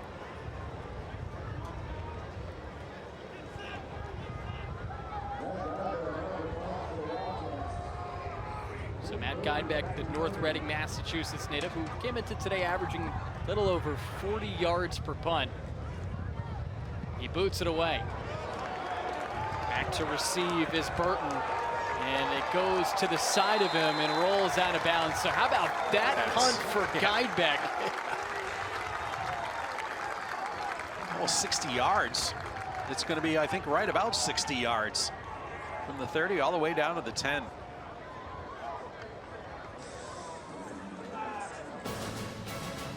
An 89-yard punt for Matt Guideback. And UAlbany will take over at their own 10, down 21-0 against the Wildcats.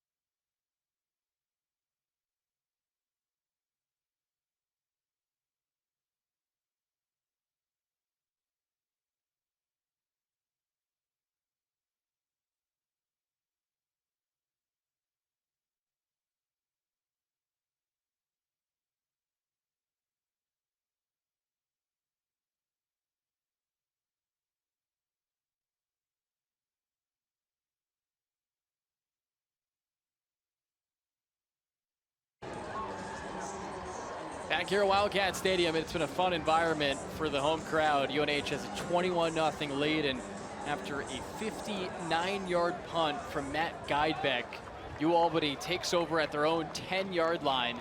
And this is coming, Pete, after a drive in which they made it all the way down to UNH's 24-yard line before a key interception from Kelby Hampton. Yeah, Wildcats not able to make anything out of that drive, but here.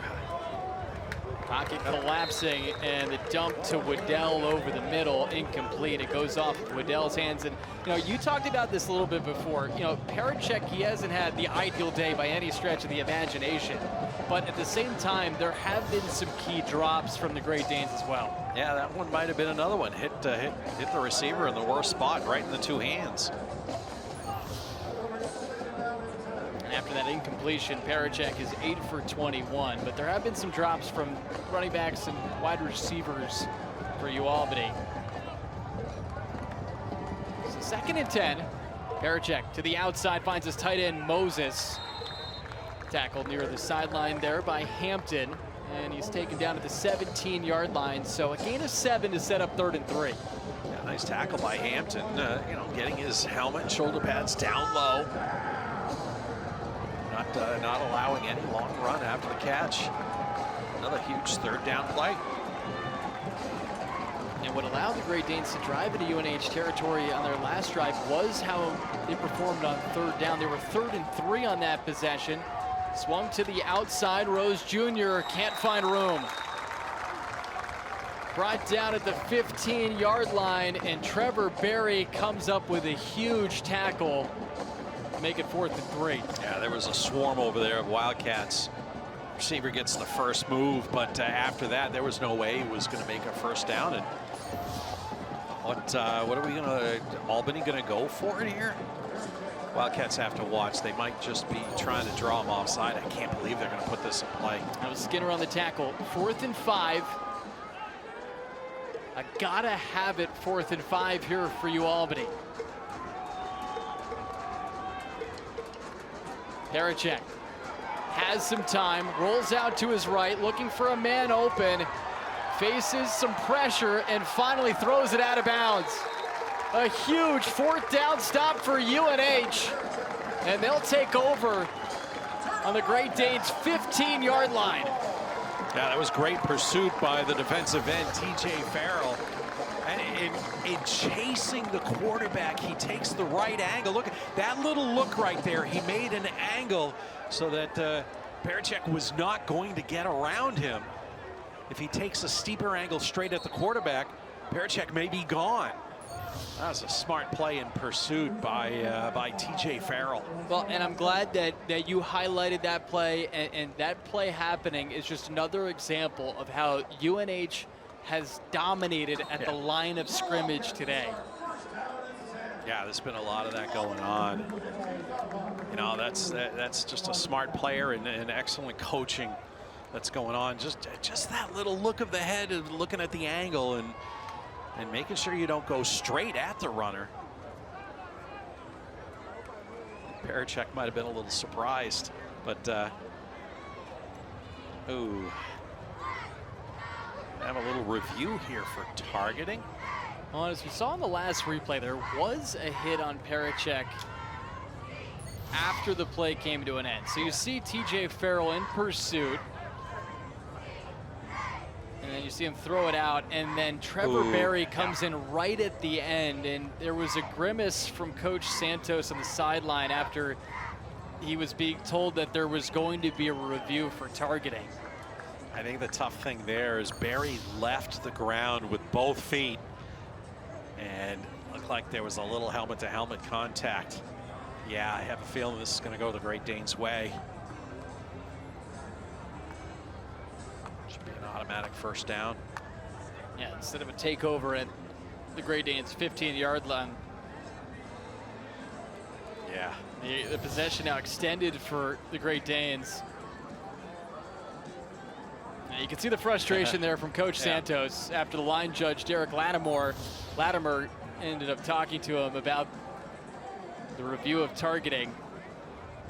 Yeah, if this doesn't happen, you basically have the game in the bag. You're within field goal range already, but now you give it right back to the Danes.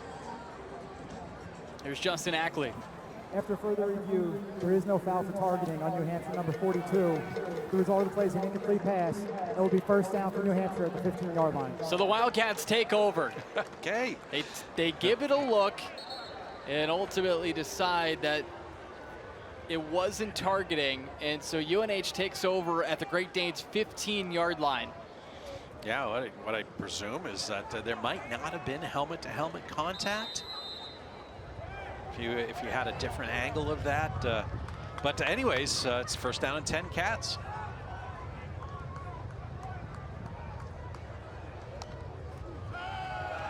Beza on first down, swings it out. Thomason to the outside, and he's brought down inside the 10. So that's a gain of 6. Player down now for the Great Danes. They have already dealt with some injuries today. Ron Holmes went down in the first quarter, and now down on the turf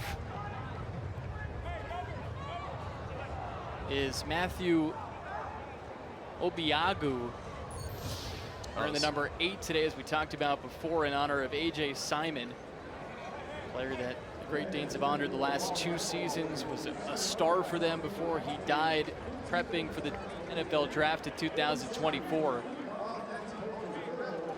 Yeah, you know, the Wildcats have a similar award, and they do that in the spring through the spring practices. And so we'll get a chance to see an ugly replay there. But the Wildcats award is the Todd Walker Award, who was a player that was killed during spring break, I believe, when he went home to Boulder, Colorado. And, after the spring practices or before the spring game, they award a player to wear number 80. That was Todd Walker's number, and out in front of the field house is Todd Walker Way with a little monument there, and that's where they do the little ceremony of awarding number 80 for the spring practice game. So a lot of these programs have and honor some of their former players like that. I just think it's so wonderful. That's one of the things that makes college athletics great. Beza rolls out to his right, finds Fillion, who runs into some traffic, and the ball comes out. Beza jumps on top of it, and so the Wildcats end up losing a couple, but at the same time they don't lose possession of the ball. It is 3rd and long now. Yeah, it looked like a mess over there as Fillion got the reception right here, but he's going to run into his own player and a defender, and there comes the strip right there. And Jaden Esty is doing a nice job stripping that away from Fillion. Yes, he's made a number of good plays in this game. He's had a nice game. Grad transfer from Delaware State. So it's a 3rd and 14 on the Great Danes 19-yard line. Wildcats already up 21-0. Beza takes the snap. Faces some pressure and falls down. Kamara in on the pressure alongside Eric Dukes, and it's now on the 29-yard line. So this sets up a long field goal here for Nick Reed. Nick Reed is an outstanding place kicker, transfer from Buffalo. He's got the leg, I think, to make this. He went 4 for 4 in his first home game at Wildcat Stadium against the Holy Cross Crusaders, including hitting the game winner from 40 yards out. 46-yard field goal. The kick is up, and it is through. Nice. Nick Reed does it again, and it's now 24-0 UNH. Is that a 47-yarder for Nick Reed? There's an excellent transfer from Buffalo. He's out of New York. Kicked that a long way. A few extra yards on that too, but the accuracy is incredible. Coach really likes him. He's got a kind of a bubbly personality. You know, will smile and just say, "Coach, I got this." And that's what he said in the win against Holy Cross. That was a great story that Coach Santos told us, is that, you know, he feels very calm and relaxed and confident in his own abilities, and he felt that way when he hit that game winner against the Crusaders. He said, I'm gonna hit, you know, swing this through, and we're gonna win the game. And Coach Santos felt good at that moment that that was going to happen. And the Wildcats end up beating the Crusaders 19-16. What was a crazy game here at Wildcat Stadium. There was a lightning delay.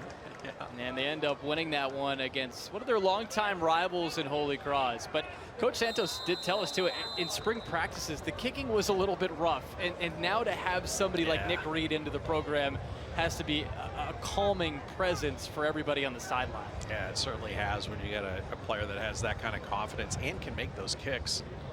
Yeah, doing it against Holy Cross. You know, Holy Cross was the first opponent for the Wildcats here in Wildcat Stadium back 9 years ago. Brought out from the end zone. And Estes tackled inside the 15. Yeah, see, there's the return I was thinking we'd see earlier. UAlbany's got to take a chance. It's now 24-0. You've got to make some plays and give your athletes an opportunity to make those plays. Just taking touchback after touchback, it's not going to allow those guys. You know, they get up there and practice all week long, hoping for that chance to break one. It's been such a complete day all across the board for UNH. Offensively, they've gotten it done, putting up 24 points. The ground game's been solid. Veza's 19 for 24 for 190 passing yards. And Jem the Dungeon Dog continues to get it done, grabbing the tee. As he does. So 8:24 remaining here in the fourth quarter, and now the Great Danes find themselves down 24 points. Barachek finds Birdie. You're down, Birdie. And take it down at the 20-yard line. Good job by Darren Burton II to ultimately bring him down. Well, Birdie, you know, he's just trying to ward off one of the defenders here with a stiff arm, but he didn't see the second layer coming until right there. Oh, nice hit. Darren Burton III making that contact. Junior from Newark, New Jersey, transferred from Hampton. Austin picks up a couple. And ends up moving the chains here. First down for the Great Danes. Coming up next for UNH is Villanova, who comes into today ranked 13th in the nation. One thing to remember too, the Wildcats, they were ranked, you know, before their last loss against Dartmouth. They were ranked as the 23rd team in the nation before they lost to the Big Green. So a team with a lot of promise and heightened expectations across the nation that just came into today having lost a couple, as Barachek rumbles out of bounds for a gain of 2. I like what Coach Santos said to us is we're just a couple of plays away from being 4-0 and getting that big division FBS win over Ball State. Just so close. But you know, that's the way football is. You know, I believe those losses, close losses, can make you better down the stretch. Here comes the pressure from Collins. Barachek evades it and fires over the middle. Austin with a shoestring catch, and he's tackled across the 45.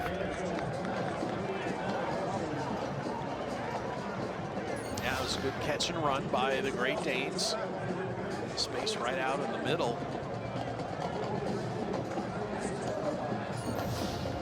Catch by Austin, a transfer from Liberty.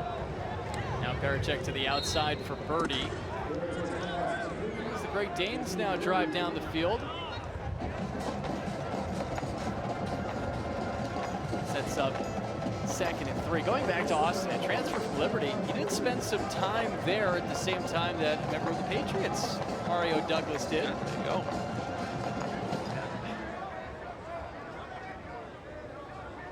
Sometimes there's just not a lot of difference between, you know, an FCS player and a player making the pro out of one of those programs. Barachek steps up and dives across the 35 down to the 32.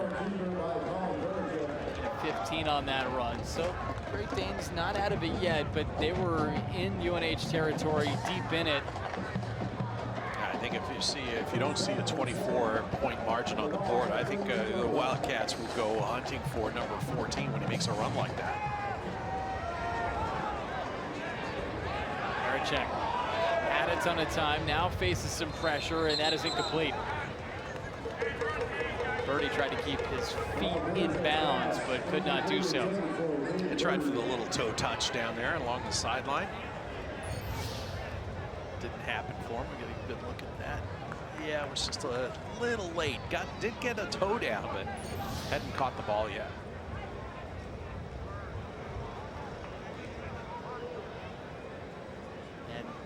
You know, we looked at the UNH side with Villanova coming up next. You know, for the Great Danes, they have Stony Brook next on the docket, and Seawolves are coming off a really impressive year. Parachek fires over the middle. He's got Moses, who's tackled across the 15-yard line. Moreland was there alongside Cook. Yeah, there's your big tight end, 6'5", 241 pounds, making a good catch, getting positive yards. So this is the second time today that the Great Danes have been in the red zone. Waddell up the middle. Gets down to the 12-yard line. You wonder if at this point, especially with a run play there, 5 minutes remaining, Pete, you wonder at this juncture if Jared Ambrose is just trying to get his team a touchdown to feel something good coming out of today.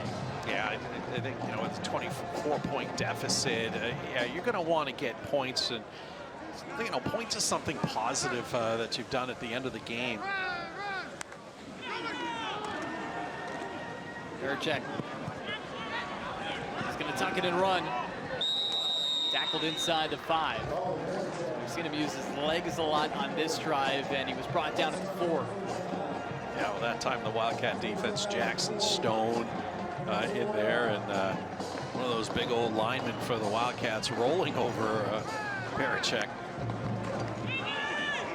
Give up the middle, and Waddell's going nowhere. That D-line for the Wildcats has been so good today.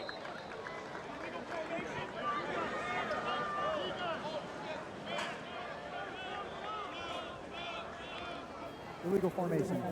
More than 4 players in the backfield. Offense. 5-yard. Still first down. All right, take the 5 yards. Still, the Great Danes have four downs to get it in the end zone. And it's been a frustrating day for the Great Danes. The one that really hurts is when they were driving to UNH's 24-yard line, and they started on their own 25. Looked like they had some momentum. Then first play of the 4th quarter, Parachek was picked off by Kelby Hampton. Parachek to Moses, and he's tackled by Cook. Great play by this safety, who has had a couple of huge tackles today for the Wildcats. Yeah, Skinner got the first touch on the play, and then Cook really cooked him. I don't know if I can say that. Well, you did? I did, yeah. Oh, let it fly. He's Pete Webster. I'm Joe Weil. 2nd down and goal from the 6-yard line. 2nd and goal. Parachek throws to the end zone. Touchdown. And the Great Danes are on the board. Alex Reg with the first touchdown reception of the day for UAlbany. And it's now a 24-6 game. Yeah, it looked like just that little veer out there with Parachek getting through the line just a few yards, then your defender, I believe that was Noah Cundiff. No, it wasn't Noah. Isaiah Jones had to kind of make a decision. Do I want to step up, take the quarterback, but I'm covering a man, so one of them is going to be open, and he's just stepped up a little bit. The receiver was wide open. 2nd receiving touchdown in his career with the Great Danes. And now UAlbany will go for 2, which obviously makes sense. This is a chance to cut it to a 2-possession game as the Wildcats take a timeout. So 3:08 remains here in the 4th quarter. It's 24-6. Wildcats on top against the Great Danes. Take a look at that last play in the throw from Parachek to Reg.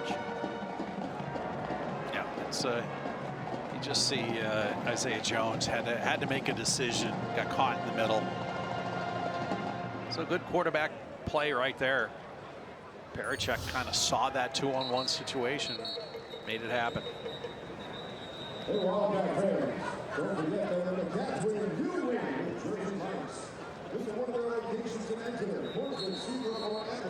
So the Wildcats not able to keep the Great Danes out of the end zone, but that doesn't dampen the fact that it's been a very solid three-phase game for the Wildcats. You know, offense, they've done it. They have controlled the run. Defensively, they've made some key stops. And the special teams have made plays, too, and a great punt, a 59-yard punt, and then the field goal by Nick Reed.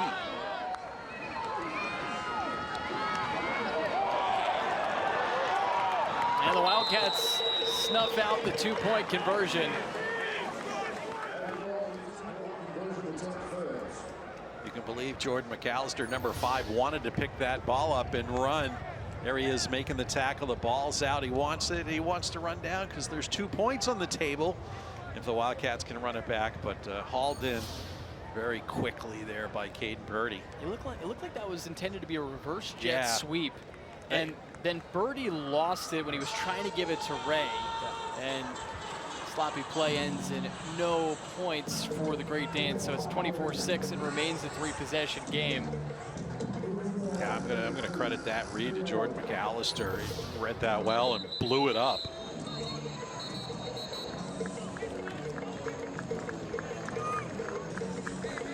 Yeah, it actually may have been a Philly special. Yeah, that was intended there.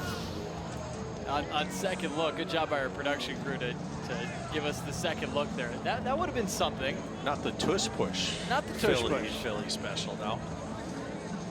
Did that have a steak and cheese element? It would have been a play that would have triggered maybe a little bit more PTSD for people in this nation, or in this area rather. Yeah. Nick Foles. I don't know. Patriots, they got 6. 6 is pretty good. 6 is pretty good. See if they can rebound this weekend against the Carolina Panthers. I mentioned Mario Douglas, his name, that he was a former teammate of current Great Danes wide receiver Kylan Austin. Onside kick. A good job by Brendan Ty to smother the ball, and the Wildcats will take over. Even though I think there was a little offside on UAlbany, but the hands shown by Brendan Ty on that play didn't allow any bouncing around. Covered it up. That's a tough play to make.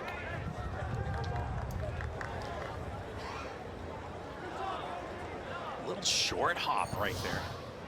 It must have been a shortstop there for his high school baseball team. I don't know if that's true, but that's a good play. And the referees are now discussing that last play. I wonder if they might talk over if that went 10 yards on the onside kick. Obviously, it has to go 10. I think you might be right.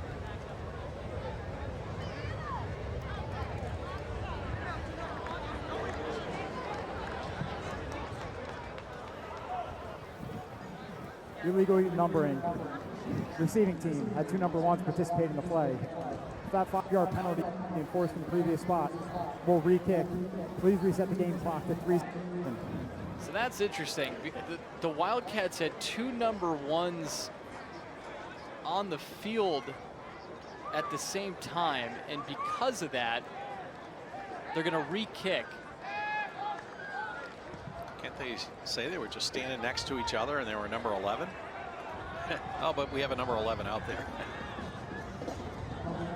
I don't know if that's ever been called. Clock to 3:07. We have Casey McKinney, the wide receiver, number 1.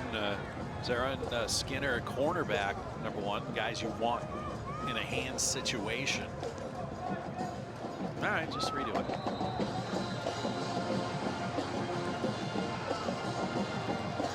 Wildcats expecting another onside kick.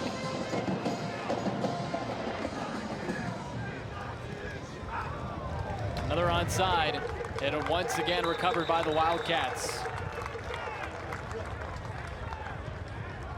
Yeah, that time Brendan Ty kind of dummied it and let it go one more bounce, easily up high for his teammate to grab that, just slide down to the turf.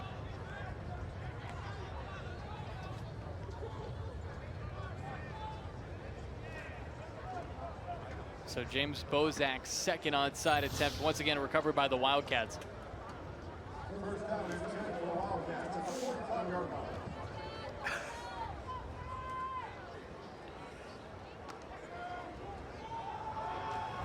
On first down, Thomason, who's had a very busy day.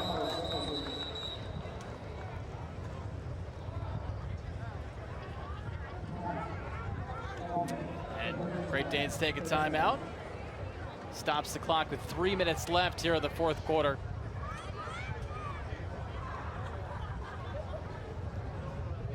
Let's take a look at how we got here. 24-6 in favor of the Wildcats. And UNH, they got it going on their first possession of the game.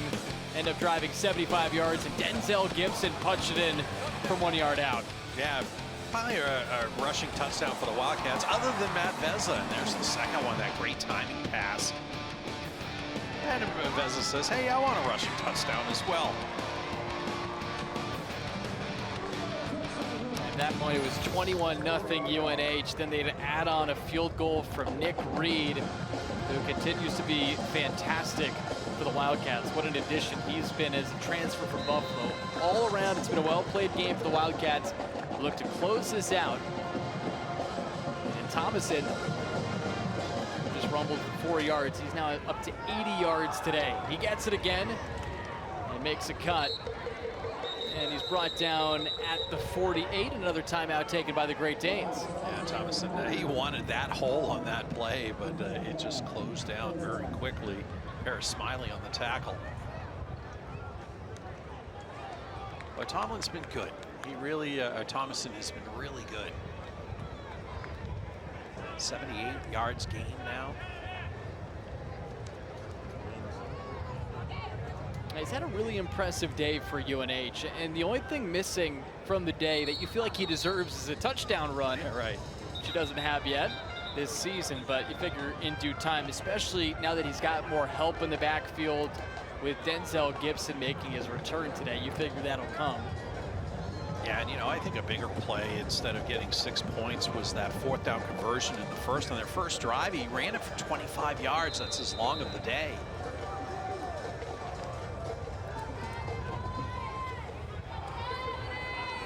So a gain of 4 and a gain of 3 for Thomason. He gets it again. Up the middle, and a nice tackle by Berschwinger, who's had a really nice day for the Great Danes. Sets up fourth down. And the clock once again halted as the Great Danes call their final timeout. Yeah, the Wildcats weren't going to throw the ball around in that situation. Everybody in the stadium knew that Thomason was going to get the ball in a run. And no way for the Great Danes to stop the clock except going out of bounds now or scoring.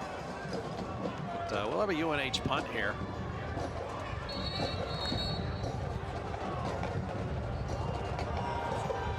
See if Matt Guidebeck can do a little coffin corner action here for the Wildcats. His last punt went 59 yards. That's why we keep saying what we're saying. It's really every phase of this game, the Wildcats have played pretty well.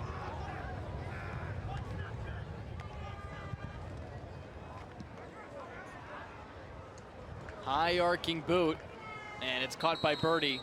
Fair catch at the 6 yard line. Well, no coffin corner there, but even more effective. No run back. Now you have to go for UAlbany, 94 yards. And you're down by 18. The odds are not ideal here for the No. Great Danes. Now we have to play it out. We talked about this a little bit before, but the preseason poll, UAlbany, a team that won the CAA title a couple of years ago, they're now a team that the rest of the league seems to think will finish toward the bottom. They were picked 12th in the preseason poll. UNH picked 5th, but under interim head coach Jared Ambrose, this could be a rebuilding year. Pass incomplete. How about Brendan Ty over the middle, doing some great work alongside Zeron Skinner. Yeah, that was looking for the big tight end. Carter Moses kind of sacrificed himself in one of those passes. I think we used to see those from Brady to Gronkowski. Put you in a vulnerable position. 2 Wildcats in on the hit, but it was clean. And it was Skinner who ultimately knocked it away. Senior from Orlando, Florida. And great to see Ty out there defensively, the lone returning defensive starter for UNH, as that was almost intercepted. Went through the hands of Malik Diaby. Oh, and he said, "What's the ball doing coming to me like this?" It was a pretty hot pass, but oh, that could have been run right into the end zone. He's going to hear about that for a few practices, I bet. And I said off his hands, it actually went right off his helmet, just clunked him. But you know, we haven't talked about this a ton today, Pete. This is a UNH defense that returns just one starter from a year ago in Brendan Ty. That's amazing to lose that many players and then have such a good showing here today. Ericek steps up and runs and is taken down at the 10-yard line. So a 4th down upcoming. It'll be a 4th and 6. Yeah, they have to go for it. They have no choice. And we'll see if the Great Danes try to get one play off before the 2-minute timeout. You figure that they will.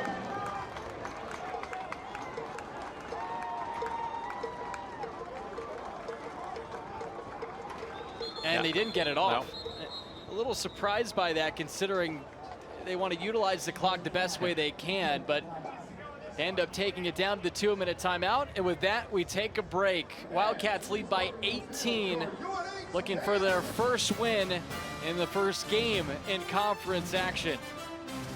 Last 2 minutes of today's matchup coming up right after this on FloCollege. In life, we're all going in different directions. But even though we're different, we all want better health. Who doesn't want that? That's why at Harvard Pilgrim Healthcare, a Point32 health company, we offer employers and members personalized guidance, from choosing the right plan to getting the right care. And all our plans support whole health for people and families of every kind. It's how we help you navigate your way to better health. Harvard Pilgrim Healthcare, this way to better health. At Mass General Brigham, the people we care for are at the center of everything we do.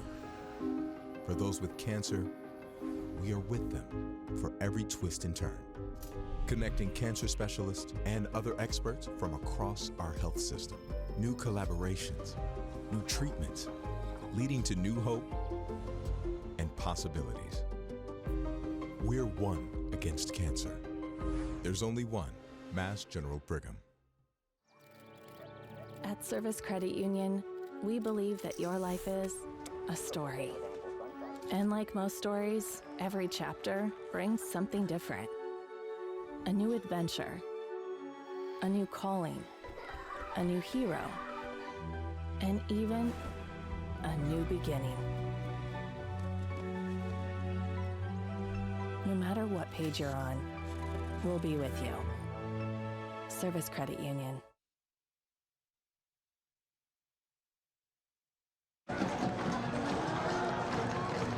Well, the students covered in chalk still and had a great time today. UNH has a 24-6 advantage against UAlbany alongside Pete Webster, who doesn't have any chalk on him right now. Nope. I'm Joe Wild. Although you are an alum, so maybe we need to get some on you.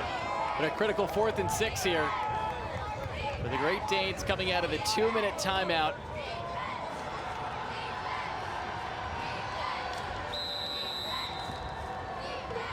Two receivers split out to the left, one to the right. Alex Reg in the backfield. Hampshire throws, and it is caught. So the possession is extended, and a big catch there by Tavari Groves.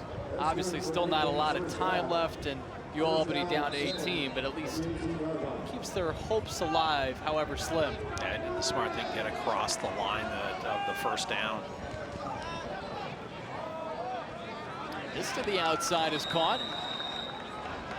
Good toe tap there from Kylan Austin. I know him a long way, but I thought he caught that after his feet left the ground. But the linesmen there, they have a little better perspective than I do. It also stops the clock too at 1:45.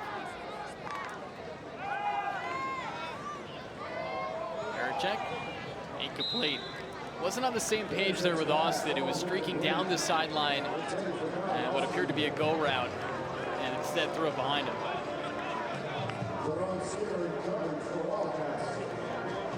Now, Pete, one of my key takeaways from this game is how strong the UNH secondary is. And yes, Colin Parachek, he's an inexperienced quarterback getting his first start today for UAlbany this season. But at the same time, I really think they did a fantastic job shutting down the passing game. I think you're right, Joe, and I think this is a good step in the right direction for UNH. And you know, next week, Villanova coming in, and you're going to see a much better, much more athletic team as it gets thrown out of bounds. So the Wildcats will just have to, you know, up their grade a little bit defensively. They've been very solid today. But you know, Villanova is going to come in, and the history with that Villanova program in UNH has been so rich over the years. But I can probably venture to guess that a Wildcat is going to win next weekend. But there may be a tie.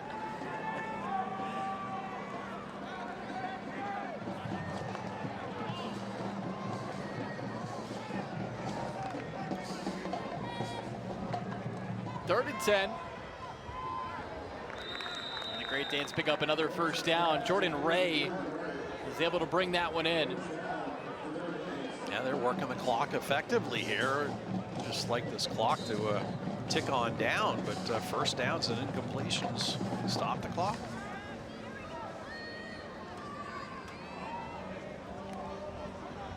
Parachek dumps it off to Rose Jr., and a stiff arm allows him to pick up some extra yards. Did a nice job breaking away from Cole Bullock.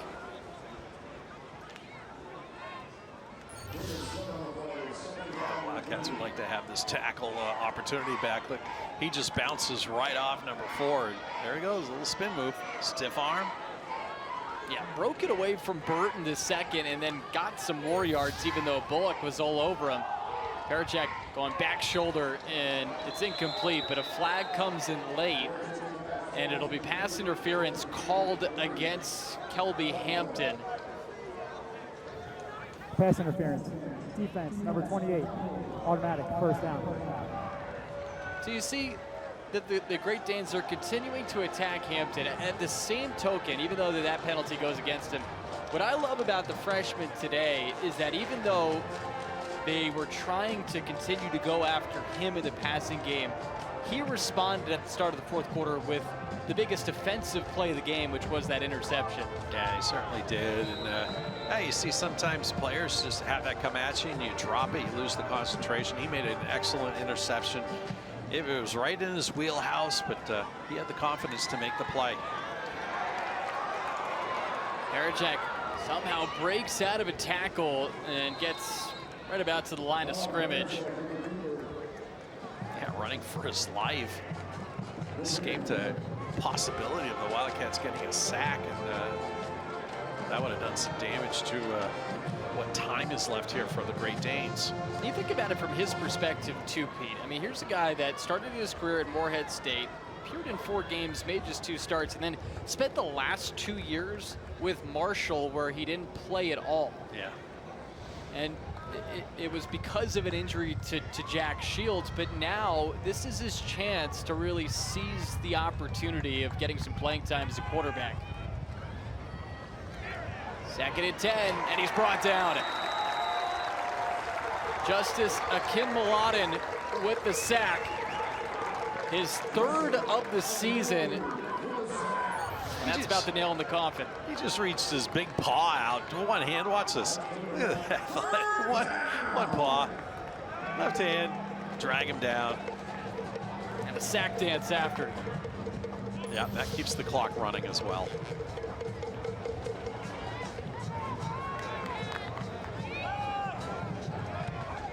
So 3rd and 19. Parachek on the run.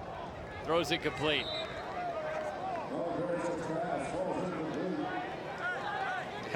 Slowly the clock turns. And at least on these last couple plays, he just hasn't been on the same page as Austin. Yeah, I think that this will be a stepping stone for this young man at quarterback for Albany. You know, you've got Stony Brook coming up, a tough team, and then Rhode Island, who was picked first in the CAA. A couple of tough games. but they are both at home for UAlbany. Fourth down.